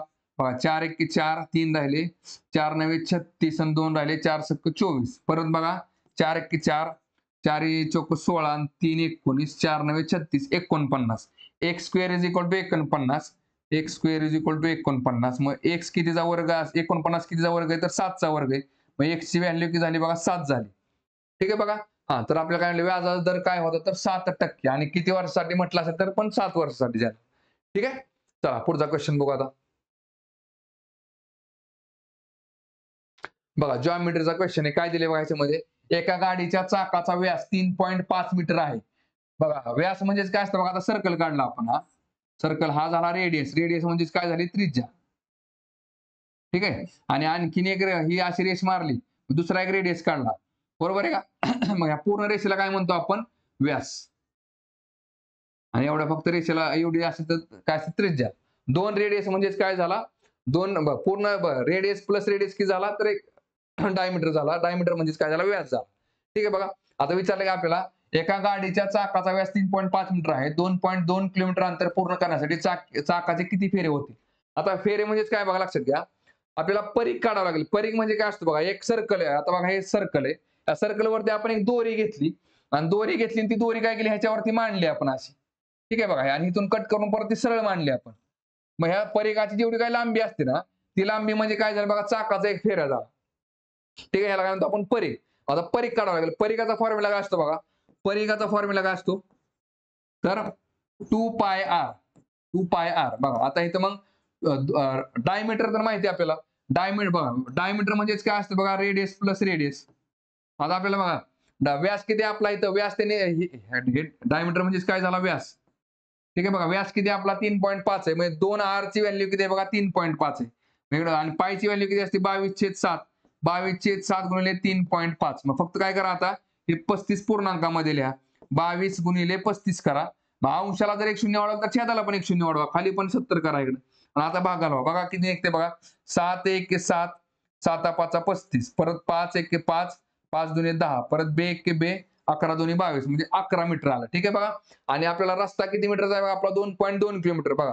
मग 2.2 किलोमीटर रस्ता म्हणजे किती झाला बघा 2200 मीटर झाला. मीटरमध्ये घ्यावं लागला आपल्याला. आणि 2200 मीटरचा रस्ता पूर्ण करायचा आपल्याला कितीच्या फेऱ्याने तर 11 मीटरच्या फेऱ्याने. एक फेरी पूर्ण करताना 11 मीटर कव्हर होते. मग किती फेऱ्या मारावं लागतील बघा इकडं 11 एक 11, 11 दुने 22 म्हणजे 200 फेऱ्या मारावं लागतील. म्हणजे उत्तर आला आपला ऑप्शन नंबर 4 200. ठीक आहे. चला पुढचा क्वेश्चन बघू. बघा काय दिले बघा 38 ते 98 दरम्यानच्या विषम संख्यांची बेरीज किती. पहिल्यांदा बघा एकूण विषम संख्या किती ते काढावं लागेल आपल्याला. बघा आता विषम संख्या किती असतील बघा ह्याच्यामध्ये. बघा 38च्या नंतरची विषम संख्या कुठली आहे बघा 39 आहे. आणि 98च्या आधीची कुठली आहे बघा 97 आहे. बरोबर आहे का. मग काय करायचं बघा. बघा 97 वजा 39 भागिले 2 करायचं आणि अधिक 1 करायचं. बरोबर काय निघते बघा एकूण विषम संख्या. म्हणजे हे काय झालं एकूण विषम संख्या. एकूण विषम संख्या इज इक्वल टू काय असतं बघा शेवटची संख्या. ही काय झाली बघा शेवटची संख्या. शेवटची संख्या वजा पहिली संख्या भागिले 2 अधिक 1. 97 मध्ये 39 गेले खाली किती राहिले बघा 7 मधनं 9 गेले 17 9 गेले 9 8 17 8 आणि 8 3 गेले 5 भागिले 2 अधिक 1 म्हणजे किती झाले बघा 29 दुने 58 अधिक 1 बरोबर झाले 30 म्हणजे 30 संख्या आल्या. ठीक आहे बघा 29 संख्येत. आणि आता काय करायचं बघा आपल्याला तर त्या विषम संख्यांची बेरीज करायची. मग आता मला सांगा पहिली विषम संख्या कुठली आताच बघितली आपण 39 आणि शेवटची संख्या किती आहे बघा 97 बरोबर आहे की नाही. ह्याचा फक्त बघा भागिले 2 करायचं का ऍव्हरेज निघतं. ह्याचं काय केलं भागिले 2 केले की ऍव्हरेज निघतं. आणि फक्त गुणिले काय करा 30 करायचं का कारण की एकूण 30 संख्येत. बरोबर आहे का. मग किती निघालं बघा इकडं 9 3 12 120 130 136 136 भागिले 2 गुणिले 30 किती येते बघा इकडं बे एक बे बेसख 12 आणि 1 13 परत 82 16. ठीक आहे बघा 68 गुणिले 30 किती निघते बघा 68 गुणिले 3 करा बघा 3 8 24 3 6 18 आणि 2 20 आणि 1 0 देऊन टाका 30 चा इकडं 2040 म्हणजे ऑप्शन नंबर पहिला. 68 गुणिले 30 केले की बरोबर काय निघते इकडं 2040 ऑप्शन नंबर पहिला. ठीक आहे. चला पुढचा क्वेश्चन बघू. बघा दर साल दर शेकडा काय दिले बघा चक्रवाढीवर सरळ व्याज चक्रवाढीवरचा प्रश्न आहे. दर साल दर शेकडा 8000 रुपयांचे 2 वर्ष मुदतीत 1159.2 रुपये चक्रवाढ व्याज होते व 3 वर्ष मुदतीत त्याच दराने 1800.34 होते तर चक्रवाढ व्याजाचा दर काढा. आता लक्षात घ्या 8000 रुपये मुद्दल आहे बरोबर आहे का 8000 रुपये मुद्दल आहे. पहिल्या आणि बघा हे एकूण 3 वर्ष आहेत बरोबर आहे का. पहिल्या 2 वर्षाचं मिळून किती मिळाले बघा तुम्हाला चक्रवाढ व्याज तर 1159 पॉईंट किती आहे बघा 2 आहे. आणि टोटल 3 वर्षांचं किती मिळाले बघा तर 1800.34 मग तिसऱ्या वर्षाचं किती मिळाले ते कळून जाईल तुम्हाला. त्याच्यामधनं काय करा बघा 2 वर्षाचा 1159.2 वजा करा किती निघते बघा 4 0 गेले 4 3 2 गेले 1 10 9 गेले 1 10 9 गेले 1 9 5 गेले 4 परत 7 1 गेले 6 641.14 म्हणजे बघा टोटल 3 वर्षाचं तुम्हाला व्याज किती मिळाले 1800.34 रुपये आणि पहिल्या 2 वर्षी किती 1159. मग तिसऱ्या वर्षी फक्त काय झाले बघा वाढले किती तर 641 पॉईंट किती आहे बघा 14. पण आता लक्षात घ्या हिथं जे तुम्हाला चक्रवाढ व्याजामध्ये किती असतं बघा ह्या 2 वर्षांचं व्याज न भरल्यामुळं हे व्याज मुद्दलीमध्ये ऍड केलं जातं आणि त्याच्यावरती परत तुम्हाला व्याज लावलं जातं. थोडक्यात काय बघा हे 8000 आणि हे 1159 म्हणजे किती झाले बघा 9159.2 रुपये. ह्या एवढ्या रकमेवरती 1 वर्षाचं व्याज किती आहे बघा एवढं किती 641.14 एकच वर्षाचं व्याज आहे. म्हणजे झालं तिथे व्याज दर कळून जातो आपल्याला किती बघा 9000 आहे बघा इकडे 9159.2 बघा 9159.2 हे कुठनं आलं बघा 8000 रुपये मुद्दल आणि पहिल्या 2 वर्षांचं व्याज. चक्रवाढ व्याज म्हणजेच काय असतं व्याज न भरल्यामुळे त्या व्याजावरती पण व्याज लागतं. थोडक्यात काय हे व्याज मुद्दलीमध्ये ऍड केलं जातं. मग पहिल्या 2 वर्षाचं व्याज आपण ह्याच्यामध्ये ऍड केलं किती झालं मग 8000 आणि हे तर 9159.2 आणि ह्याच्यावरती व्याज किती लागले तिसऱ्या वर्षी एकच वर्षाचं व्याज किती आहे तर 641.14 मग हे टक्केवारीमध्ये किती आहे ते तुम्हाला विचारलेले बघा. मग किती निघते आता इथे बघा सगळ्या संख्या पूर्णांकात करून घ्या बघा वरती 2 शून्य वाढवा बघा 641 वरती 2 शून्य वाढवले की पूर्णांकात आलं. मग छेदाला पण 2 शून्य वाढवा बघा हे 59 1 शून्य वाढवला की हे 2 झालं आणि आणखी 1 शून्य वाढवावं लागेल बघा वरती दशांश अपूर्णांकाच्या पुढे 2 घर आहेत म्हणून 2 शून्य वाढवले. खाली पण काय करावं लागेल मग छेदाला पण 2 शून्य वाढवावं लागतील. मग 1 शून्य वाढवला की 2 झालं, 2 शून्य वाढवले की 20 झालं. ठीक आहे बघा. चला गुणिले 100. चला आता भाग घालवा. किती निघते बघा. चला ह्या शून्याला हा शून्य घालवा आणि जशाच थांबा आणि आता भाग घालवा. किती निघते बघा. बरं आता हा शून्य इकडे देऊन टाका डायरेक्ट आणि हे इकडचं कॅन्सल करून टाका. बघा भाव काय ते बघा मग इथं. बघा. हां 64,100 हां थांबा. 6,41,140 भागिले 91, 59 आणि 2. चला 2 ने भाग घालवा. आता किती निघते बघा. बे त्रिक 6, बे दोन्ही 4, परत बे पंचे 10, 1 11, बे साती 14. परत इकडे किती येते बघा. बे चोक 8 आणि 1 9, बे पंचे 10 आणि 1 11, बे साती 14 आणि 1 15, 92, 18 आणि 1 19, बे सख्ख 12. ठीक आहे बघा. आणखी कशाने भाग जाते. आणखी 2 ने भाग जाते बघा. बे दोन्ही 4, परत बे दोन्ही 4 आणि 1 5, बे 8 16 आणि 1 17, 92, 18 आणि 1 19, बे 8 16. परत बघा बे बे सख्ख 12, परत बे दोन्ही 4 आणि 1 5, बे 8 16 आणि 1 17, बे पंचे 10. आता बघा इथं जर नीट लक्ष दिलं तर बघा 22,898 ने आपण कशाला बघतो 1,60,285 ला. ठीक आहे बघा. आता बघा बघा इथं जर पहिला पर्याय काय 10 दिलाय बरोबर आहे का नाही. 22,898 गुणिले 10 जर केलं तर एक शून्य वाढणार आहे बरोबर आहे का. एक शून्य वाढला हे किती येते बघा. 2,28,980 तर संख्या किती 1,60,000 आहे. मग 10ने ह्याने 10च्या पटीत भाग जाणार आहे का नाही. पहिला पर्याय कॅन्सल. बघा इथं जर 1 ने गुणलं तर हेच उत्तर आलं पाहिजे ना. त्यामुळे हे पहिला 2 नंबरचा ऑप्शन गेला. आता राहिलं काय बघा 7 आणि 8% फरक आहे बरोबर आहे की नाही. बघा लक्षात घ्या 22,898 गुणिले जर तुम्ही 8 केलं बघा थोडक्यात काय 20,000 ला 8 ने गुणलं तर 8 दोन्ही 16 1,60,000 पर्यंत जाते बरोबर आहे का नाही. आणि पुढे आणखी 2,898 आहे. 2,800 थोडक्यात काय 22,000 गुणिले जर तुम्ही 8 केलं तर किती येते बघा. इथं जवळजवळ 1,70,000 येते बरोबर आहे का. 8 दोन्ही 16 आणि परत हे 8 दोन्ही 16. मग बघा मग 1,70,000 पेक्षा जास्त जाते. कशाने जर साधं सिंपल आहे ना बघा. हे जर आपण 20,000 जर पकडले तात्पुरतं 22 ऐवजी 20 पकडा. 20 ने जर 8 ला गुणलं तर 8 दोन्ही 16 येते बरोबर आहे का नाही. पण इथं काय बघा वरती 2,898 आहे आणि परत त्याने 8 न गुणायचं इथं फक्त 285 वाढले म्हणजे 8% असणार आहे का नाही. मग उत्तर काय ते बघा 8%पेक्षा कमी 7%. इथं भाग घालवण्याची गरज नाही का. कारण ह्याचं उत्तर जे आहे ना ते 6.9999 असे म्हणजे पूर्ण भाग गेलेला नाही. हे उत्तर आहे ते कसं आहे अप्रॉक्सिमेटली उत्तर आहे 7%. नाही भाग घालवत बसला तर वेळ आणखी जाईल. ठीक आहे. उत्तर किती आला आपला ऑप्शन नंबर 3. चला पुढचा क्वेश्चन बघू. शेष सिद्धांताचा उपयोग करून काय म्हटलंय बघा.